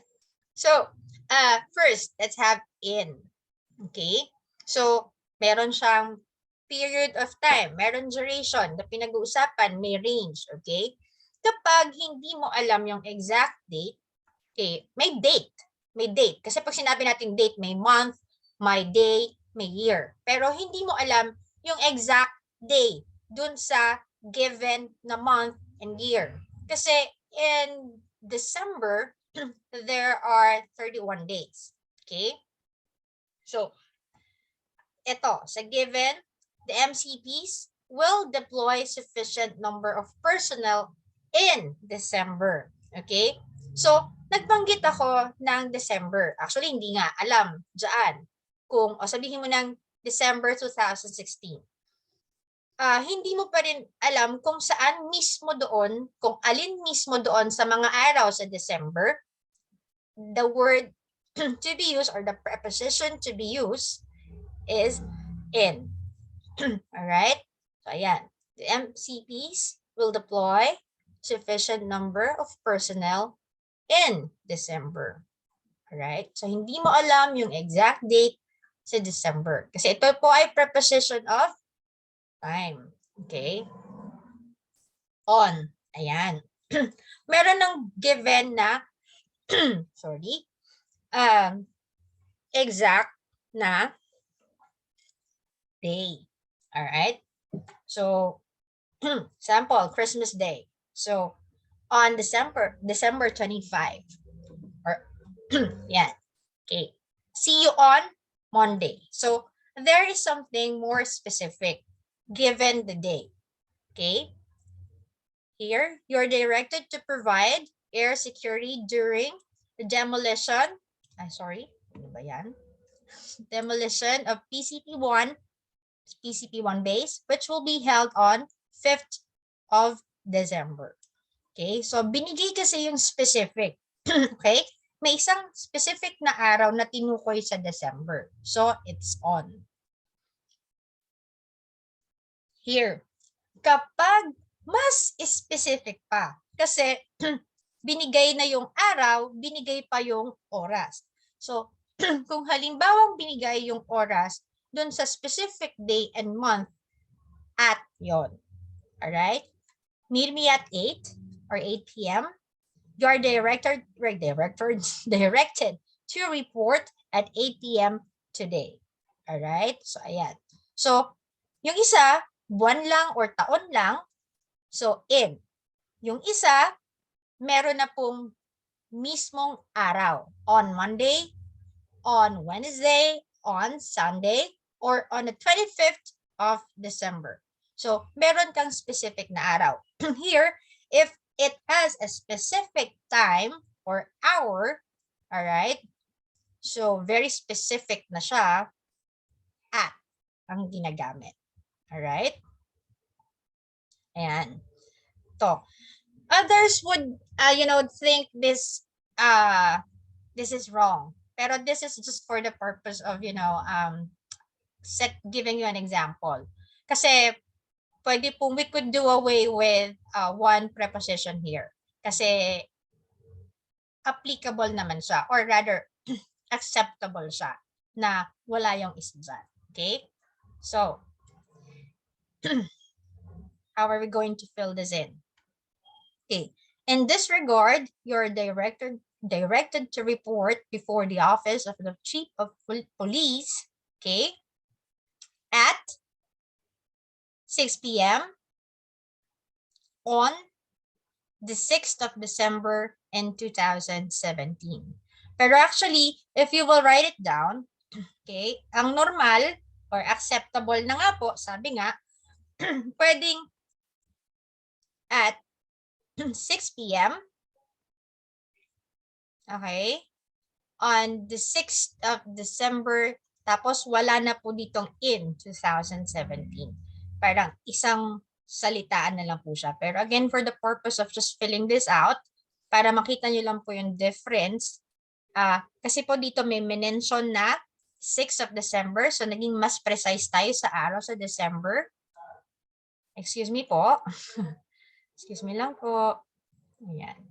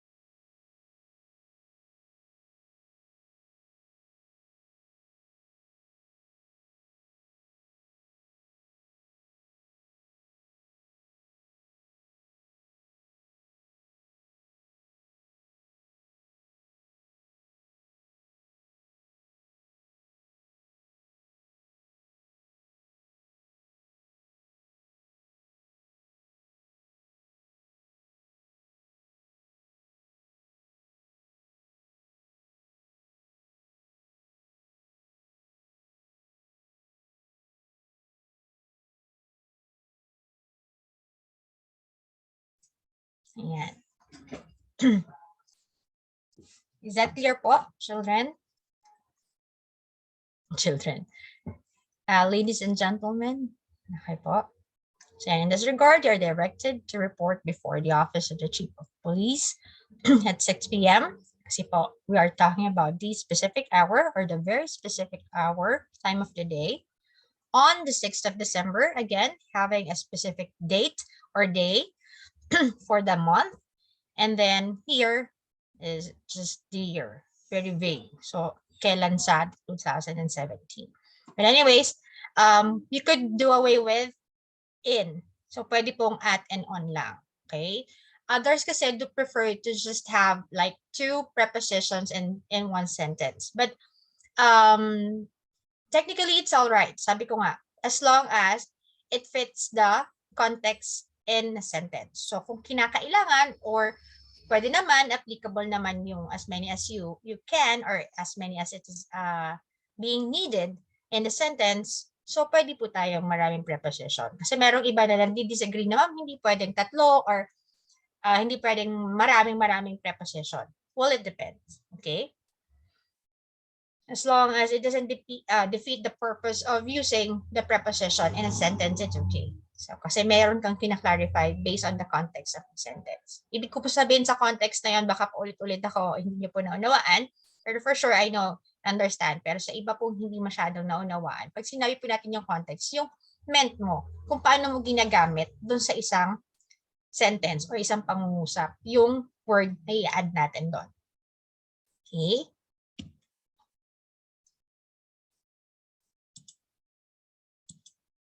And here, preposition of place naman tayo. So, parang kagaya po sa preposition, nabuyoy na. So, kagaya po sa preposition of time, meron din tayong not that specific, is specific, and very specific.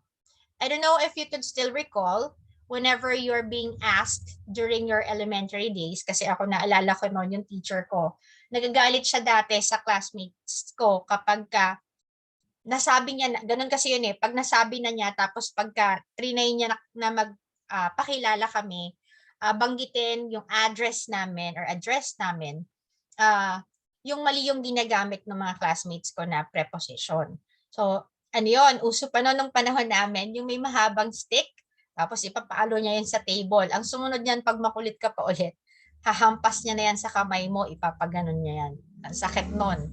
Yan yung mahabang stick na made out of plastic. So, labas ang kamay. Luit niya yon. Kasi ang kulit namin. So, syempre, bata ka pa eh, diba? So, ayan. So, if you would use in, hindi po masyadong specific, vague, masyadong malawak, or may kalawakan ang ini-imply natin dito when it comes to the preposition. Yes, you're pointing out a place, pero medyo malaki. Okay? And then, on, kapag medyo specific na. So, in a specific, in a place or in a city, let's say, you will give, yan, like for example, Malabon City, there are certain barangays in Malabon. If you would give out barangay in Malabon, so it's more kind of specific in a way. Okay? Compared naman sa Malabon City, kasi malaki yan. Saan sa Malabon? Diba? Then, kapag meron na po or ginagamitan na po natin ng at, okay, kapag very specific na. Bakit? Kasi meron ng particular, meron ng address, okay? Numbers were being given, so particularly pertaining to one, so napipinpoint agad natin, okay? So, like, yun nga, if I would tell you, saan ako nakatira? I lived in Valenzuela City. So, malaki ang Valenzuela City. But if I would, add a little para medyo specific, samahan ko ng barangay, I live in Gen T. De Leon or General T. De Leon, Valenzuela City. Okay? Pero pag nilagyan ko na po ng number, okay, I live at number 143, okay, Diam Street, alright, Gen T. De Leon, Valenzuela City. So, that makes a difference. Okay? Yun po yung difference nung tatlo.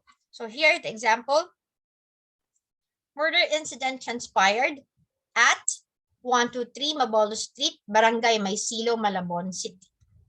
Here, murder incident transpired on Barangay Maysilo, Malabon City. So, here, mas vague pa siya, not that specific. Murder incident transpired in Malabon City. You'll see the difference, di ba? Parang kapag sinasabi mo siya sa Tagalog, ay, may nangyaring murder sa Malabon. Sa Tagalog, sa lang. Okay? Ito, Tagalogin din natin. Ay, may nangyaring murder sa Barangay Maysilo, Malabon. Okay? Ito po, murder incident transpired at 123 Mabolo Street, Barangay Maysilo, Malabon City. Tagalogin mo yan. Ay, may nangyaring murder sa 123 Malabon Street. Puro sa, di ba? Pero sa English po, syempre nagkakaroon po siya ng pagkakaiba kapag in, on, and at na yung ginagamit. Kaya yung mga Pilipino, dahil nga po hindi naman po yan ang ating native language or native tongue, nagkakanda bali-baliktad po. So ayan, yan lang po yung tandaan natin. Pag mas specific, at kapag hindi gaanong specific pero somehow may tinukoy na kahit papaano mas pinaliit niya yung isang bagay na malaki. Okay? On. Kapag vague, malawak, mas broad po siya, hindi po tumutukoy sa isang particular na bagay, in. Alright? So, ayan po siya. Question so far?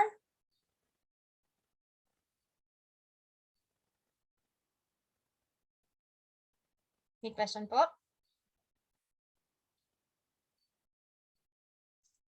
Mukhang wala naman.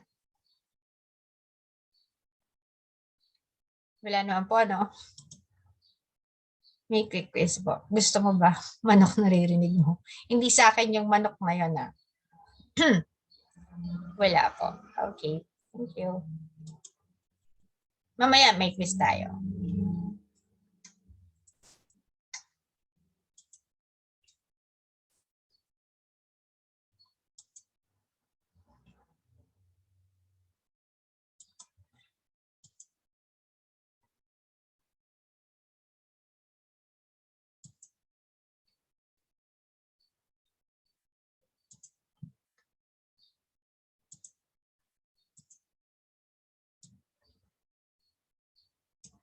Yan. So, I hope nasagot po yung about to do, does, and did, tsaka yung has, have, and had. Okay.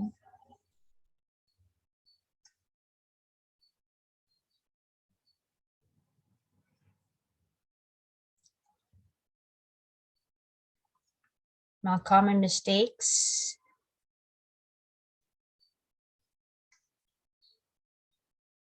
So, let's have this one.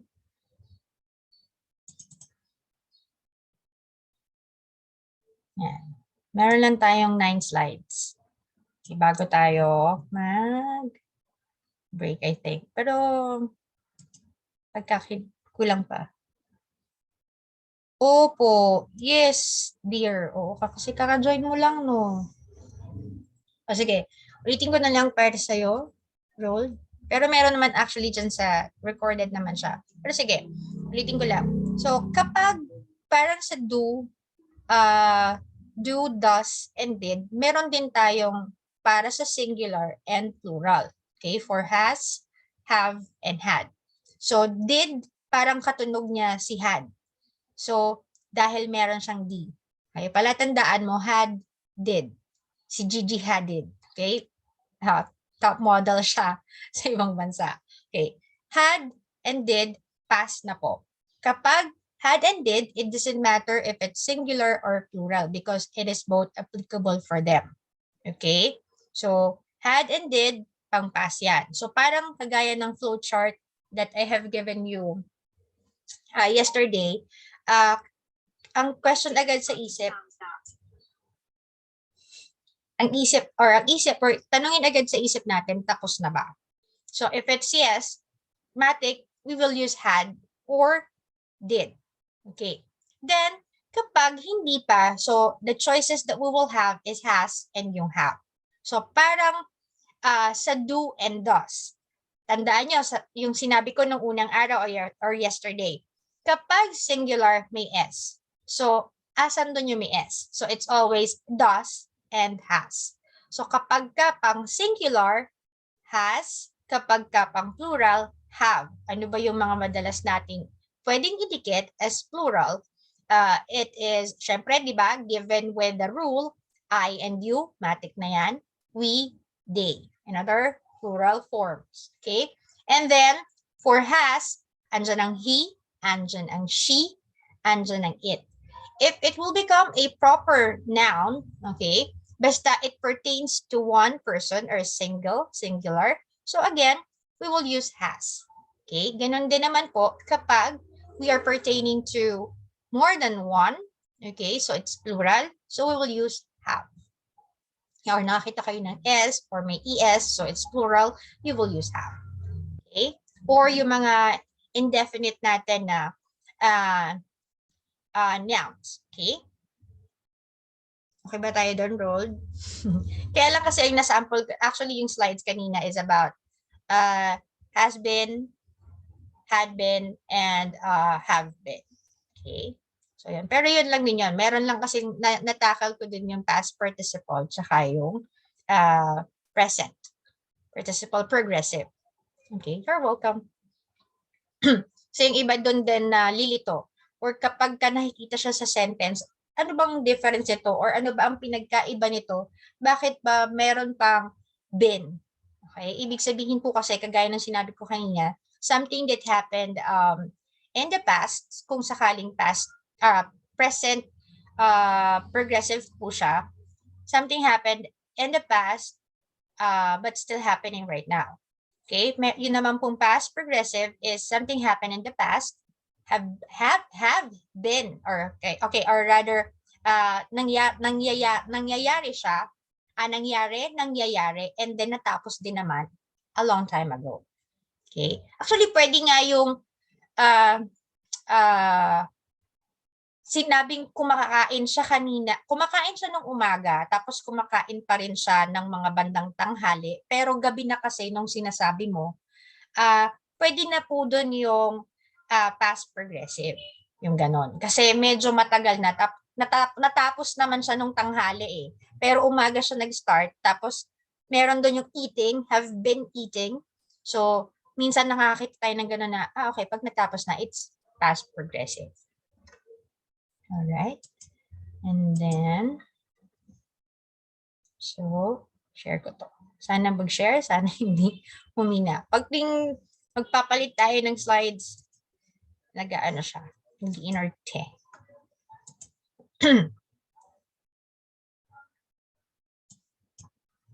O, diba? Tama ako.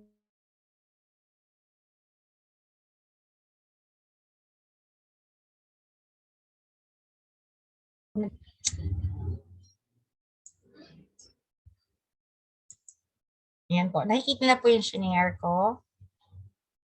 Hindi pa.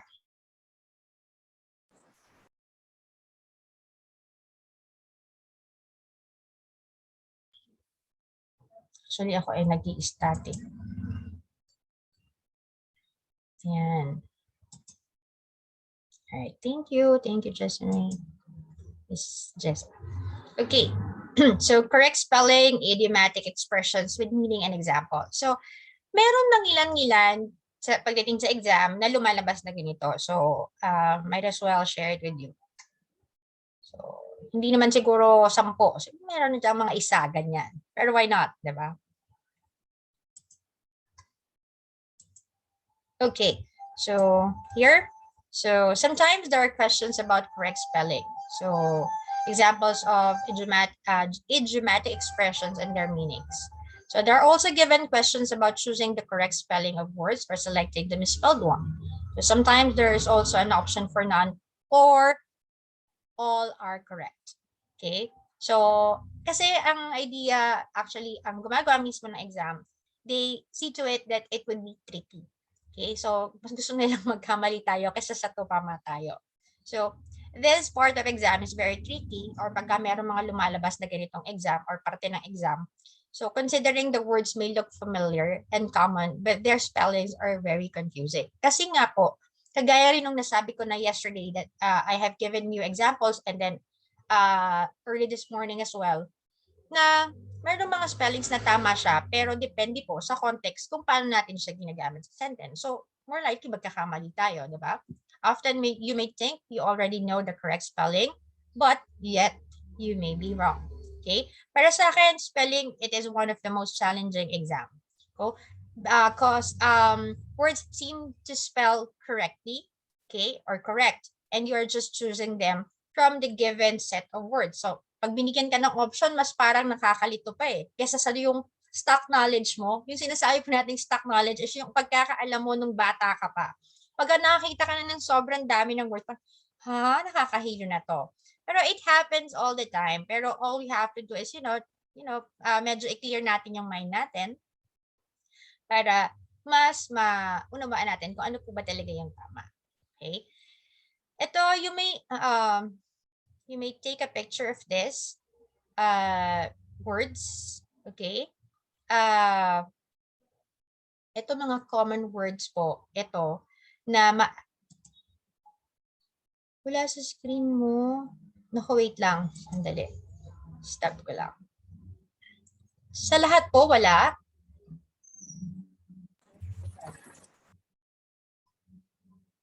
Sorry. Sige, share ko na lang ulit. natin lumalabas kay... meron daw kay Miss... Okay, Ramelin. Meron. Naku, anak, baka sa'yo yung may problem kasi... Oo, so far sa akin ay nagsushow siya. Pero sige, ulitin ko na lang. Ayan. So, hintay ulit tayo.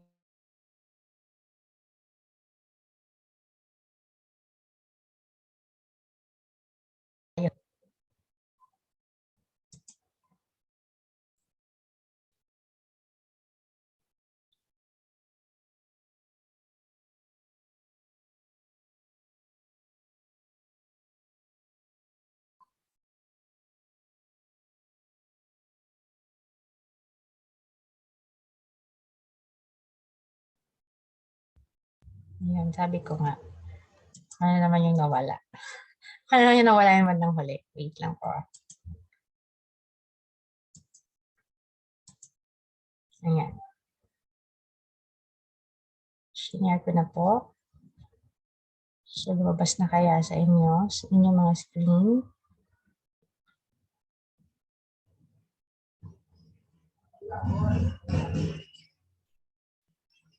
Meron na po.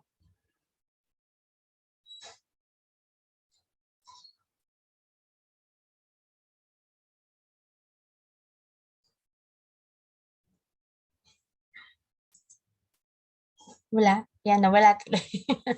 Sige, naku, humina na naman siguro yung connection ko. Ulit.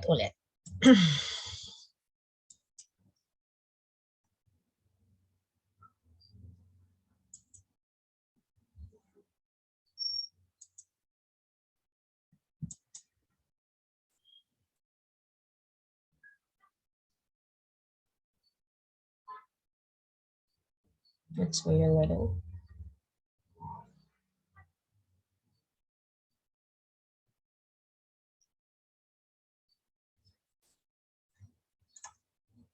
Nako, wala pa po ano.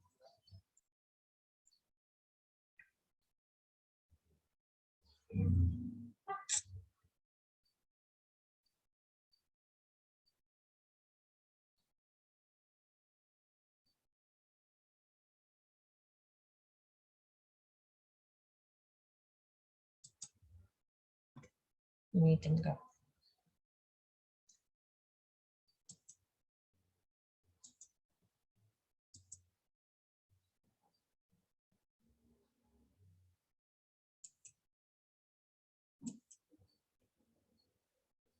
Ayan po, meron na.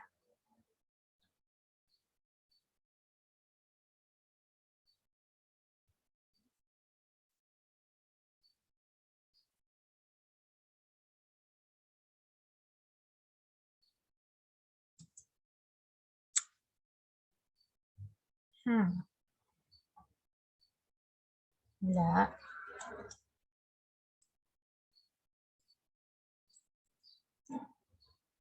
Nakaiyak. Hindi lang po.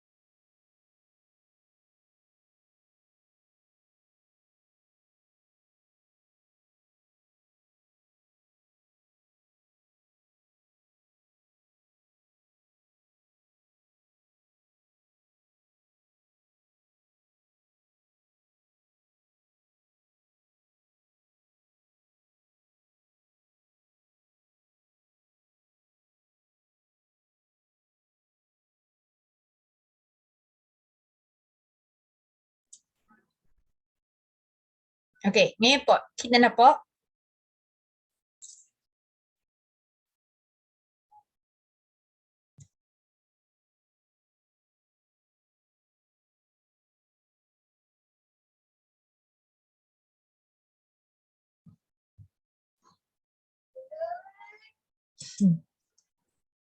Wala pa rin.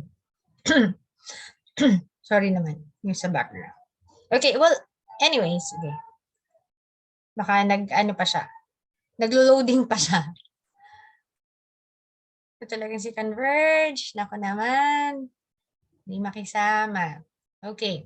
So, I have shared, actually, ito dito sa slides, I have shared commonly misspelled words. Okay. Madalas magkamali yung spelling sa kanila. So, may ma-miss ka lang na isang letter. So, syempre, automatically, you will be incorrect or you will get it wrong. So, like for example, the word committee. So, committee, lagi po yan, double M, double T, okay, double E, committee. Okay? For occasion, okay, ito yung madalas nagkakamali. Sinisingle po yung C, dino-double ang S. Baliktad. It should be, wait lang po ha. Pero di bali po, kasi nasa ano naman siya.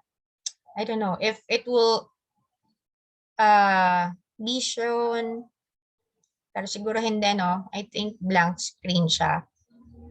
If ever, siguro I'll just give this to Sir Nolly po para he could share it na lang po with you guys. These are the common words. Okay, aralin po ninyo. Hindi naman po wala pong mawawala kung aralin ninyo or tandaan niyo siya. Kasi magagamit nyo rin naman po siya sa everyday lives po ninyo. Okay, at least, di ba, nadagdagan pa po yung vocabulary words natin. I mean, hindi mo siya kawalan. Huwag po natin ugaliin na dahil ni-require lang, kaya po natin ginagawa. Or kinakailangan lang. So what if, di ba, someday, somehow, you will encounter that. So at least alam mo na, ngayon pala, lalo na may time naman po kayo to do that. So yan. Committee should be spelled like that. So I hope yan naman pumapasok kahit paano, baka hindi pa rin. Occasion should be spelled like this. Okay, so hindi po siya single C, hindi po siya double S. So it should be double C, single S. Knowledgeable. So alin dito yung madalas magkamali? Ang tao. Kasi po ang knowledge spelled with E sa dulo. Tama? Okay. Dinadagdagan ng able. So, knowledgeable. Okay? Since yung iba, when they pronounce it, pagka sinasalita po, okay, knowledgeable. So, nagkakamali po tuloy kapag ini-spell. Alright?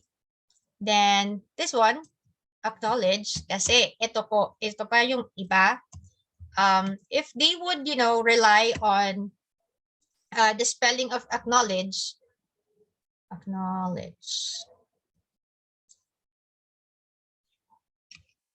okay, di ba ang acknowledge po?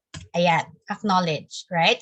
Pero pag dinagdagan na po natin ng acknowledge, yung acknowledge ng meant, okay, nauumit po yung E.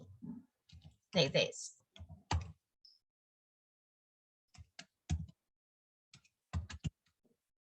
Alright, ayan, ngayon. Ay, sorry, mali rin pala. Ano ba yan? Disregard, sorry naman.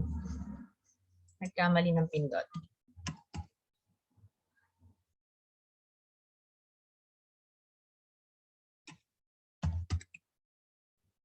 Mali rin tuloy yung matutunan nyo, no? Ayan. Tama ba? Ayan. So, disregard po itong isa. Hindi ko siya mabura. Yan. From knowledgeable, di ba sunod po is acknowledge. Then, meron po akong nilagay dyan, mali po yan. Yung sumunod po, acknowledgement. Kasi if you will spell acknowledge with E po sa dulo. So, pag dinagdagan po ng meant, ang ginagawa po nung iba kadalasan, nilalagyan pa rin po ng E bago yung meant. Okay? Mali po yun. Alright? Pero others actually accept it. Tinatanggap ng iba. Pero ang mas appropriate po is without E. Parang sa judgment. Kasi kapag in-spell mo yung judge, meron siyang E sa dulo. Pag dinagdagan mo na siya ng meant, okay, tinatanggal na po yung E. Yun po ang mas appropriate and mas acceptable. Alright? But others accept it. Lalo na po siguro way back 10 years, 20 years ago.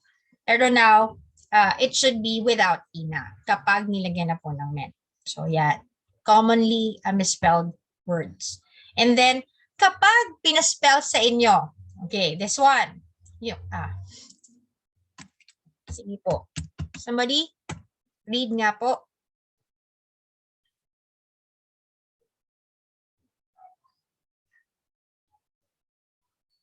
Can somebody volunteer himself or herself? How do you read? May wrong. Ayun na pala, sinabi ko na. Okay. So, tayo po, kapag, ayan po yung matamis na, na candy, parang candy na malambot, na pag, or sometimes yung topping sa cake, diba? It's meringue. Hindi po siya merengue. Okay, so ikaw pagka in-spell mo yan, or somebody would ask you to spell meringue, for sure, hindi ganyan ang pagkakasulat mo. So it should be pronounced as meringue. Andyan pa ba kayo, children?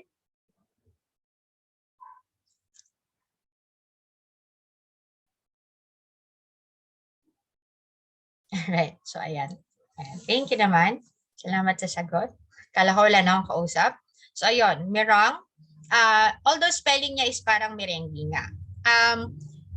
In culinary, there are a lot of terms that we use, actually borrowed natin siya sa French. Okay, French terms. So accepted siya as English. So kaya may mga ganyan tayo na parang, ano ba to? Ano ba tong word na to? Pwede naman kasing padaliin. Bakit ba ganyan pa? So kasi may mga borrowed words po tayo sa kanila. Dahil sila po ang known na nag-develop ng culinary. Alright. This one. Yan. Q.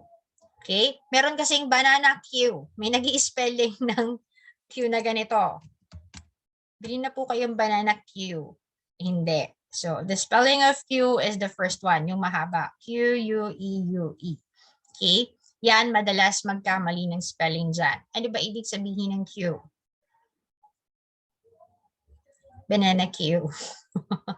Ano po ang ibig sabihin ng Q para sa inyo? Nakita nyo nakakita na po kayo ng ganyan for sure. Ano po ang pagkakaalam ninyo sa Q? Excuse me po. Ano po ang pagkakaalam sa word na Q? Pila. Yes, correct. Pila. Yan. Pero madalas dyan, may nag-i-spell ng Q-U-E. Meron pa nga po nag-i-spell ng ganito. Okay? So, ayan. So, pagka po Q, yan. Pila, line. Minsan, in a flow, para siyang traffic. Flow of people, flow of vehicles. So it's like a traffic. So there's a very long queue. Okay? Pero kapag sinabi po natin na Q. Okay? C-U-E. So pwede siyang gamitin eh. 'Di ba? Kasi tama yung tunog, yung C-U-E. But the thing is, ang meaning po kasi niyan, parang cue mo na. Pagka umubo ako, pag umubo ako ng ganyan, ibig sabihin, it's a cue, it's a signal na pwede ka nang pumasok. Alright? So, yun naman ang cue. So, kailan ako papasok? Basta bibigyan kita ng cue. Ano yung cue? Hindi po yung cue na letter Q. So, ganyan spelling. So, cue, meaning parang ito na yung hudyat. Ito na yung signal ko sa'yo. Okay? Pagka, o kaya, alimbawa, if I would start, say, good morning, everyone. So you may start coming in, something like that. That is my cue. Okay? Or pag naghikab ako, so it's my cue na, it's your turn now to take the floor. All right? So yun. Then spontaneous, actually marami pa. Pero hindi kasi talaga siya ma-share. Wait lang. Try ko ulit, baka ma-share siya.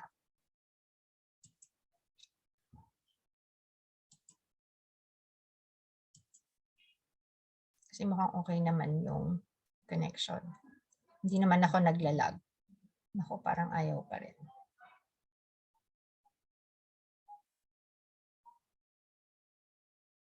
Lumabas na po ba? Hindi pa rin. Parang hindi pa rin.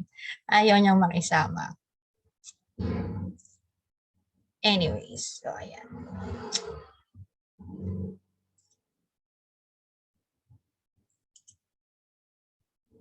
Tinuan. Magtampo kayo sa akin ah. Ayaw niyang mag-share ng tama.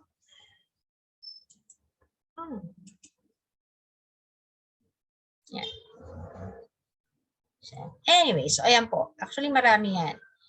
Meron dito another term. Wait lang. Kasi yung iba for sure baka na-encounter nyo na to. This one.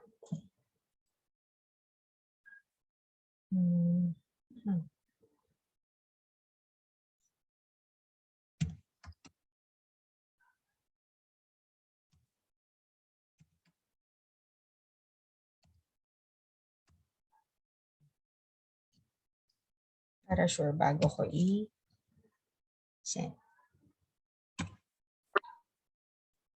Yan. Hi, Jessamine. Yes. Okay. Can somebody pronounce this?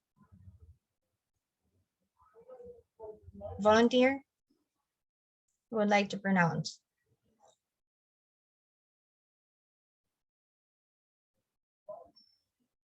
Wala. Okay, hindi po yan yung ito kasi nakasanayan natin, naririnig natin, binabanggit tong term na to as burgis. Alright? Yan yun eh, burgis. Pero hindi po burgis ang pagkaka-pronounce dyan. Again, it's another borrowed word, okay, from French. That's bourgeois. Bourgeois. Okay? So, ang bourgeois sa Tagalog or pagkapakinggan natin yung burgis, parang mga nasa middle class. Okay? Nung mga unang panahon or yung mga panahon ng Hapon, hindi, nung panahon po, lalo na syempre mga elite po kasi 'di ba ang mga French, meron diyan mga hierarchy na sinasabi, may hari and so on and so forth. So meron din kung meron tayong mga monarchy, meron tayong mga mas nakatataas or sila pala rather.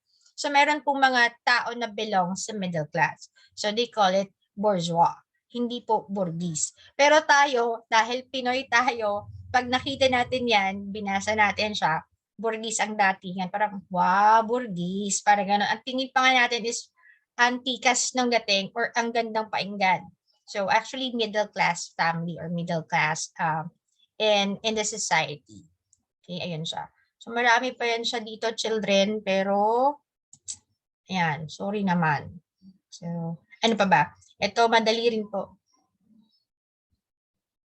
Oo, naka-screen share ako pero ayaw kasi talaga lumabas. So, kaya tinatype ko na nga lang siya dito. Hindi ko alam, ayaw niya eh. Alam. Try ko ulit. Baka mamaya magtinong naman siya. Pero, try ko. Kakainis. Saan yung presentation?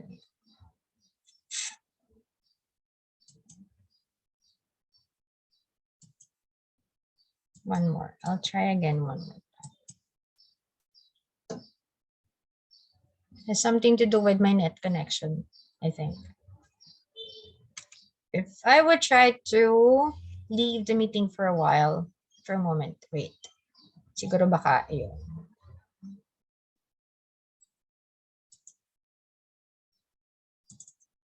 Oh, sorry.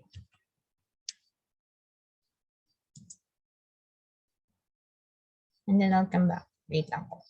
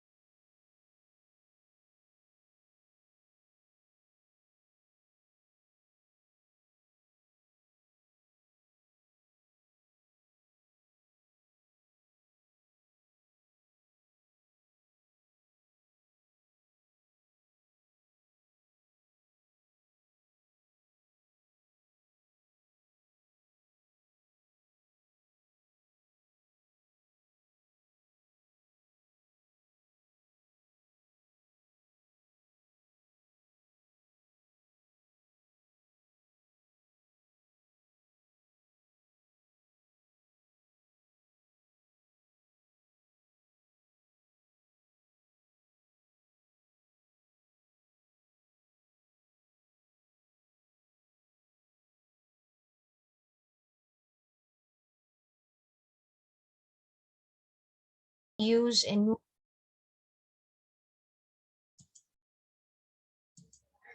Hello, ma'am. Hi po. Sir, pa-enable ako ng share screen. Thank you. Okay na po, ma'am. Salamat po.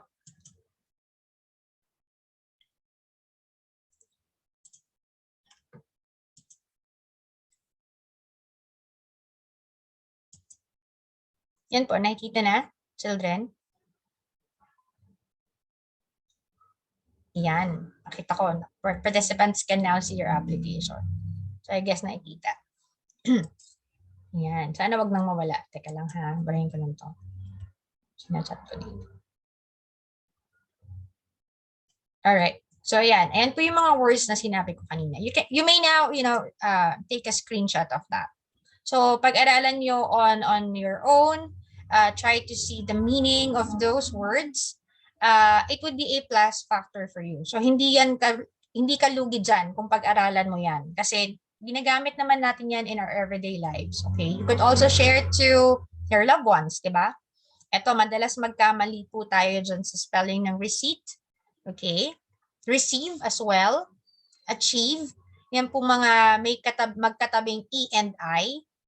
So, yan. Ito yung kanina, yung bourgeois. Okay, this is etiquette. Okay. Ano pa ba? Grotesque. This one is like very ugly. Yacht. Okay, yate. Porkit po ang Tagalog ng yate ay, ang Tagalog ng yacht ay yate. Okay, ang spelling kadalasan ng tao sa yacht, nababaliktad. Y-A-T-C-H. Nagiging yacht. Hindi po. Okay? It should be yacht. Alright? Liaison. Anonymous. Separate. Marami po dito kapag nag-i-spell ng separate, puro E. Separate. Okay? Separate. Hindi po. It should be separate. Tignan mo or tagalugin mo sa utak mo. Separada. Okay? So, ayun. Actually, separada is, somewhat Spanish. So, separate. So, paghiwalayin. Ano pa ba? Yan, madalis magkamay. Ito po, continuous at saka continuous. Magkaiba po yun. Okay? Pag sinabi pong tuloy-tuloy, continuous pa ba yung pag-inom mo ng gamot? So, ito siya. Continuous. Turquoise is different from tortoise. Okay, turquoise is a gem, a stone. Okay, ambiguous is actually a vague thing or vague one. Mediterranean, irresistible, quintessential. Okay, melancholy, hindi po melancholy, oxymoron. Okay, oxymoron, ito po yung mga words na parang binabaliktad mo yung sinasabi mo. Parang that thing is pretty ugly. Meron bang ganon? Pretty ugly. So, parang binabaliktad mo siya. Parang you're like actually saying that it's ugly, pero yung pagkapangit na maganda. Parang ganon. That thing is pretty ugly. Or you're like, it's a good, that's a wise, that man is a wise foolish. Parang ganon. Okay. Zoologists. Yan. Privilege. Okay. Kadalasan, mali rin po ang spelling ng privilege. Wala pong D ang privilege. Wala po siyang D sa spelling. Vacuum is always spelled as double U. U-U-M. Nuisance. Alright. Nauseous. Lingerie. Judgment here, tingnan niyo po, kagaya po nung sinasabi ko sa acknowledgement, tinatanggal po natin yung E whenever we're going to add ment. Hemorrhage, equilibrium, yan. Pag-aralan niyo po, try to look for the meaning of those. So yan, rendezvous, so it's a meeting place. Okay? Pag in-spell mo siya, rendezvous. Okay? Pero ang pagka-pronounce sa kanya is rendezvous. Okay? Ito po yung sinasabi ko kanina about idioms. Right? Idioms are words and phrases that have a figurative meaning. So separate from their literal meaning, like proverbs and saying, like burning the midnight oil, meaning working or studying late. Gago, dyan na ako nagtatanong. All right. Ayan. So yun nga. Burning the midnight oil means working or studying late into the night. So don't judge the book by its cover means don't judge something by its appearance. Blessing in disguise. So another idiom. Madalas natin tong marinig or magamit. Ano ba ibig sabihin nun? Something unexpectedly turned out good. So parang in a way pangit pero may blessing dun sa nangyari. Meron pong magandang kinalabasan. So it takes two to tango means action or communications need more than one person. And then break a leg means do your best. Yan. Ito yung mga samples ko kanina. So the answers are in the bold letters. So if you don't spill the beans now, you might gonna regret it. So the answer is let out a secret. This one, hey man, you're absolutely barking up the wrong tree here because I'm innocent. So you're accusing the wrong person. This one proven way to beat an enemy is to find his Achilles heel. Si Achilles, syempre matapang yan, 'di ba? Siya yung ano eh, 'di ba? Sa Troy, 'di ba? Si Achilles. So, pero actually yung Achilles heel kasi 'di ba tayo kahit kapag we're actually walking, ito yung pinakamadaling mapagod sa atin. So, this is actually our weak spot. Kapag tinamaan ka dyan, pag yan ay napagod or nasaktan, so, padali tayong bumigay or there's a tendency na bumigay tayo. Okay? So, Achilles heel means it's a weak spot. So, his new Ferrari cost an arm and a leg. So, what do we mean by that? So, ang halaga ng kanyang Ferrari or bagong Ferrari ay braso at ang kanyang binte. So, it is very expensive. Yun pong ibig sabihin nun. Yan. Kasi, kapag dating po sa exam, you will be given something like this, baka magulat po kayo. So, these are idioms. Baka i-take po ng iba literally. So, ayan, kagaya yan, he married the woman who was born with a silver spoon in her mouth. So, born very beautiful, born very poor. So, syempre kapag sinabi na po natin na silver spoon in her mouth, that means she's from a very rich family. Okay? Born very talkative, so syempre hindi yan. Others, yung iba pa nga, golden spoon pa nga. Pero actually, sa idioms po, silver spoon lang. She has different investments because she doesn't want to put all the eggs in one basket. Ito parang sinasabi to kadalasan ng mga matatanda, diba? Lalo na sa mga nagbe-business. Okay? Kapag daw po nag-business tayo, wag po natin ilagay sa isang basket yung mga itlog. Okay? Bakit? So, syempre kasi, maaring kapag nalugi ka, lugi na lahat yung pera mo. So, you don't want to put all your resources in one possibility or sa isang risk. So, i-risk mo man siya, medyo paghiwa-hiwalayin mo naman. Kasi just in case na malugi doon sa isa, meron ka pang ibang inaabangan. Okay?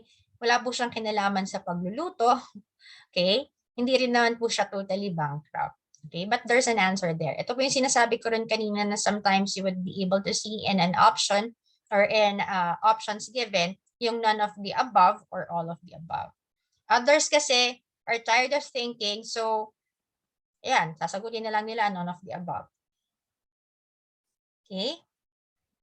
So whenever his crush passes by the hallway, he's having butterflies in his stomach. Okay? But ano po ibig sabihin ng butterflies in stomach? So kinakabahan ka. Di ba parang tayo kapag magre-recite, kapag tayo ay mag-speech, or may nakikita kayo sa television, they're saying something like, I'm having butterflies in my stomach. So, meaning, kinakabahan po sila. Okay? So, yung iba nga parang, I feel like, vomiting. So, I wanna puke. Alright, so even though they had a nasty fight, they decided to bury the hatchet and move on. Ano ba yung hatchet na yan? So, syempre, it's a palakol. Diba? Machete. Syempre, palakol siya. Sorry. So, you have to forget the past quarrel. So yun po yung sinasabing bury the hatchet. Okay.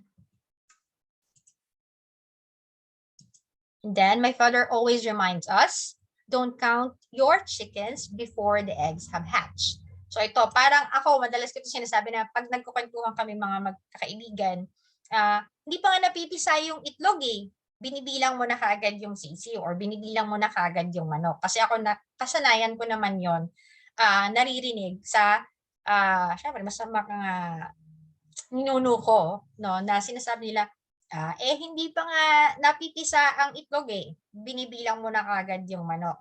So, wag po natin kagad i-count yung isang bagay kapag maaaring mangyari, maaaring hindi pagdating ng future. So, don't make plans for something that might not happen. Not yet. Okay? So, iPhone became so popular, not only to teens, even my grandparents jumped on the bandwagon and bought some.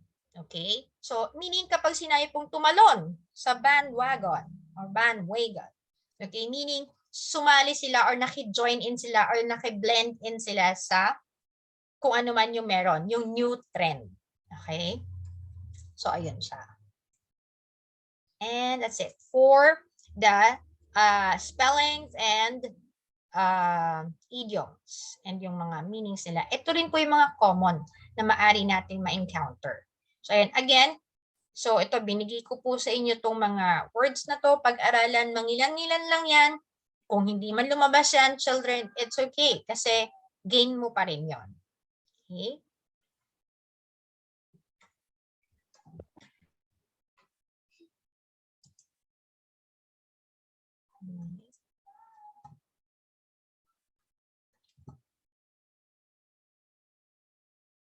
So, kaya pa?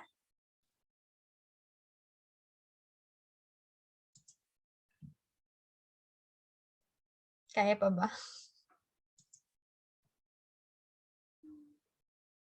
Wow.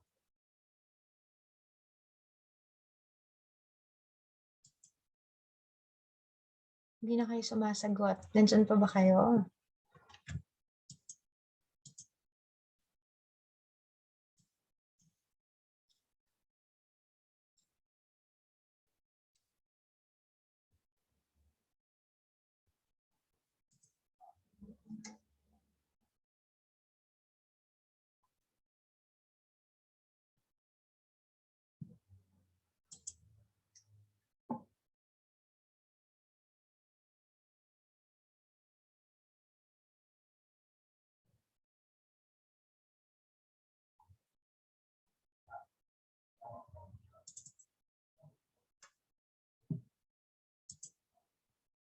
Ayan, kaya pa. Wow, laban pa siya, laban. Ay, wait na. Lakayan natin ng konti.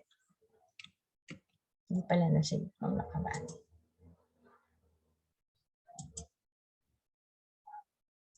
Bago tayo mag-break. Konti lang naman to.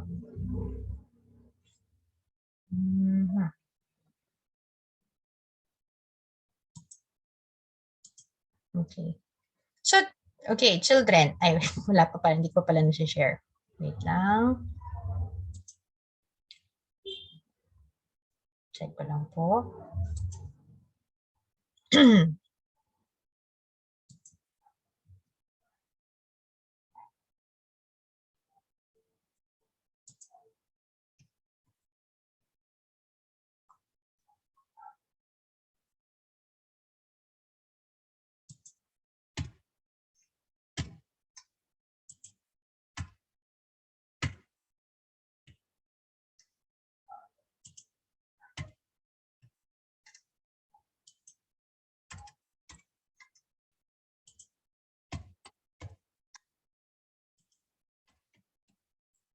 Okay.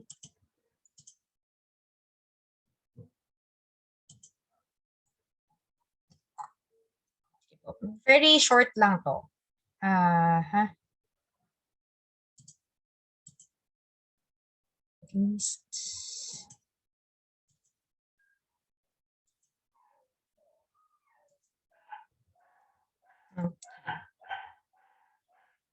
Sorry naman, tumatahol pang aso.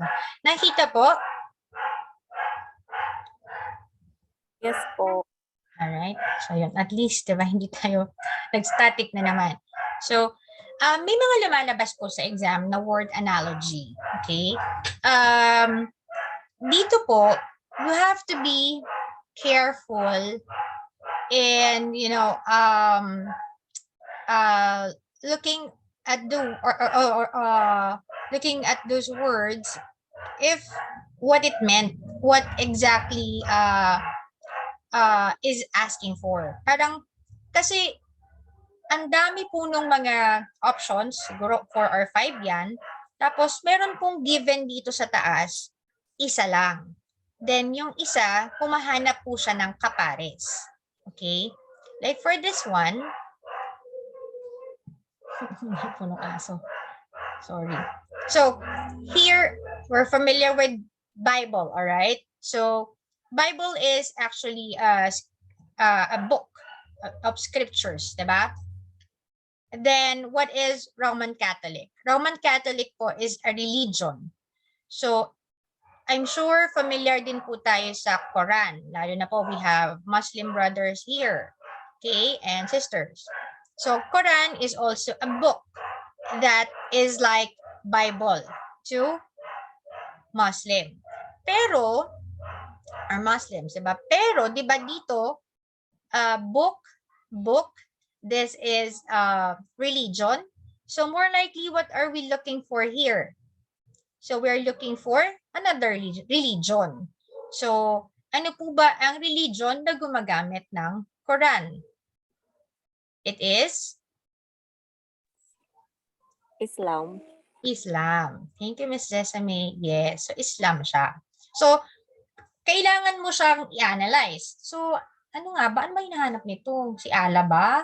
Si Allah kasi, pwede rin natin siyang i-connect sa mga Muslims, di ba? Actually, pwede mo nga si Muslim mismo ang i-connect. Alright? So, ayun. Siyempre, Buddhist hindi. Hindi rin. Hindi nga eh. Pero siyempre, you have to think about what exactly are they looking for. Kasi, kagaya niyan, ang given, ito lang. Parang ano ba to? So, Bible, ano ba yung Bible? Ang problema kapag hindi nga po tayo well-read, hindi nga po tayo masyadong mahilig magbabasa or mangialam sa mga bagay-bagay, sometimes we'll just, get stuck up with that. So, kapag hindi nyo po masyadong sure pa so far ang mga kasagutan sa mga katanungan sa exam, I advise you guys to skip it first. Skip nyo muna. Ako ang ginagawa ko po, sinasagutan ko po yung kung saan ako nadadalian na part. Tsaka ko po binabalikan yung iba. Kasi whenever we're going to have the exam, there's always a time pressure. So, may mga items po na time consuming. Hindi naman siya actually mahirap, pero nakakapag-consume talaga siya ng time, lalo na yung mga tawag dito, yung mga reading comprehensions, ayan, yung mga paragraph usage or yung correct, what do you call this, arrangement. Yun, yung mga ganon, nakakahilo, nakakaloka siya. Ano tawag sa ganon? Parang babasa ka ng isang passage, okay? Tapos sa try mong intindihin, lalagyan mo ng title, nakakaubos po siya ng time. Hindi naman po siya ganun kahirap kung tutuusin. Kaya lang tayo ay, yun nga, medyo tamad kasi tayo bumasa, hindi tayo nasanay, hindi rin natin maunawaan yung iba dahil naunahan na rin po tayo ng, ano ba tawag sa ganun? Parang, ninervous ka na, parang, naku, puro ganito ba yung mai-encounter kong questions? Nakakaloka, ayoko na, parang ganun. Okay? So ito, ilan to sa mga lumalabas? Siguro may isa or dalawa. So good thing kung may lalabas mismo na eksaktong-eksakto niyan. Pero yun nga, ako rin, isa rin po sa tip ko, siguro try to answer yung mga free questions for the exam. Hindi naman po talaga yun yung mga, wala po talagang nagbibigay ng exact na question. Pero at least nasasanay kayo kung paano po ang pag-atake sa bawat mga questions whenever you will have the exam once you open your booklets. Okay? There's no going back na. Pag nagbukas ka na ng booklet, ready na for answering na yan. Kasi you will be given just specific time for each parts. Okay? Next. Yan. So, Mona Lisa. Sige, try nyo lang muna pong sagutan on your own. Scratch lang. Mona Lisa, Leonardo da Vinci, and then Spolarium here. So write the letter of your answer. Choose the letter of your answer.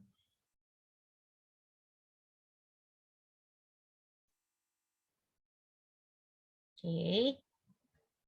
So, ayan. Nasagutan na natin yung number 1, no? Ito po number 2. Laong Laan, Jose Rizal, Magdalo, blank. So, Mona Lisa here, Leonardo da Vinci, Spolarium, blank. Number 3, Laong Laan, Jose Rizal, Magdalo, blank. Alright, just write the letter of your answer. Namaya, correct natin siya. Or, lagyan natin siya ng sagot. Okay, next.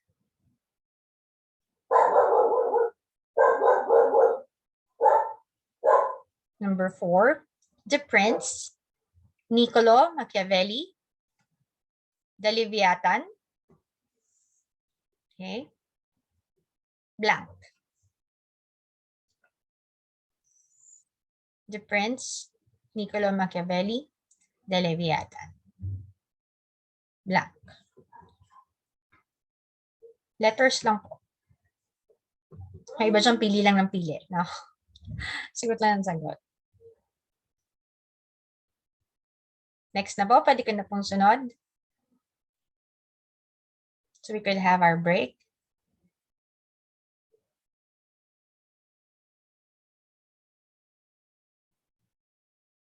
Number 5. Okay, camera, Canon, software, blank.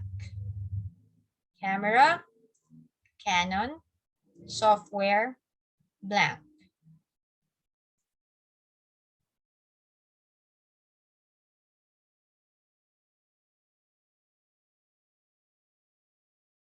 Okay, next.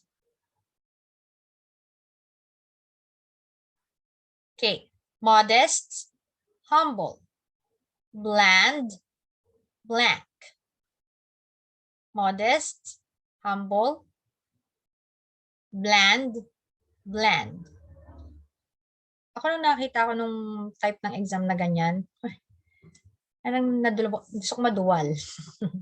Hindi, joke lang. Kasi sometimes, if ever you will see the questionnaires, minsan overwhelming talaga. Pero have the state of mind. Yun lang naman. Tapos huwag kayo magpupuyat bago mag-exam, syempre. Yan, modest, humble, bland, blank. Okay. Ale, sick, ale, blank. Ale, sick, ale, blank.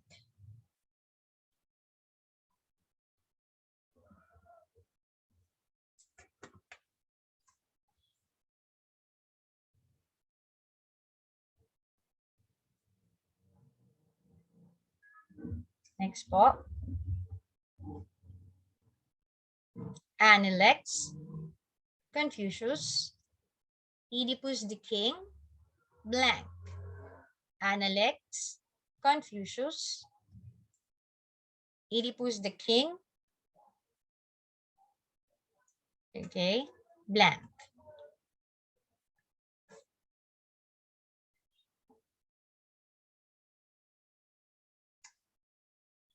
All right, next, number 9. Okay, South Korea, cherry blossoms. Japan, blank. Konti na lang. South Korea, cherry blossoms. Japan, blank. Okay, choices, strawberries, Tokyo, Hello Kitty, tulips, and Sakura. Next, magnifying glass, Roger Bacon, penicillin, blank. So these are the choices. Okay, you have your answers.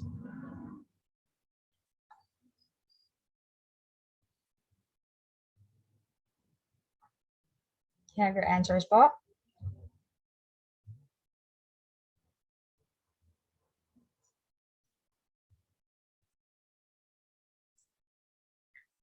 Okay na?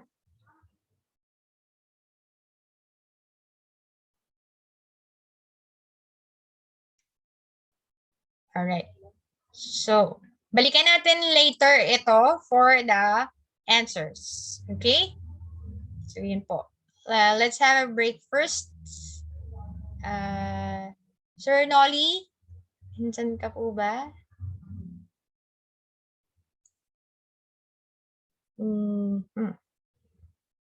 O, parang wala. Sir Nolly, they're given like 1 Na, hour. ma'am. Ay Yes, po, ma'am. Yes sir? po, ma'am.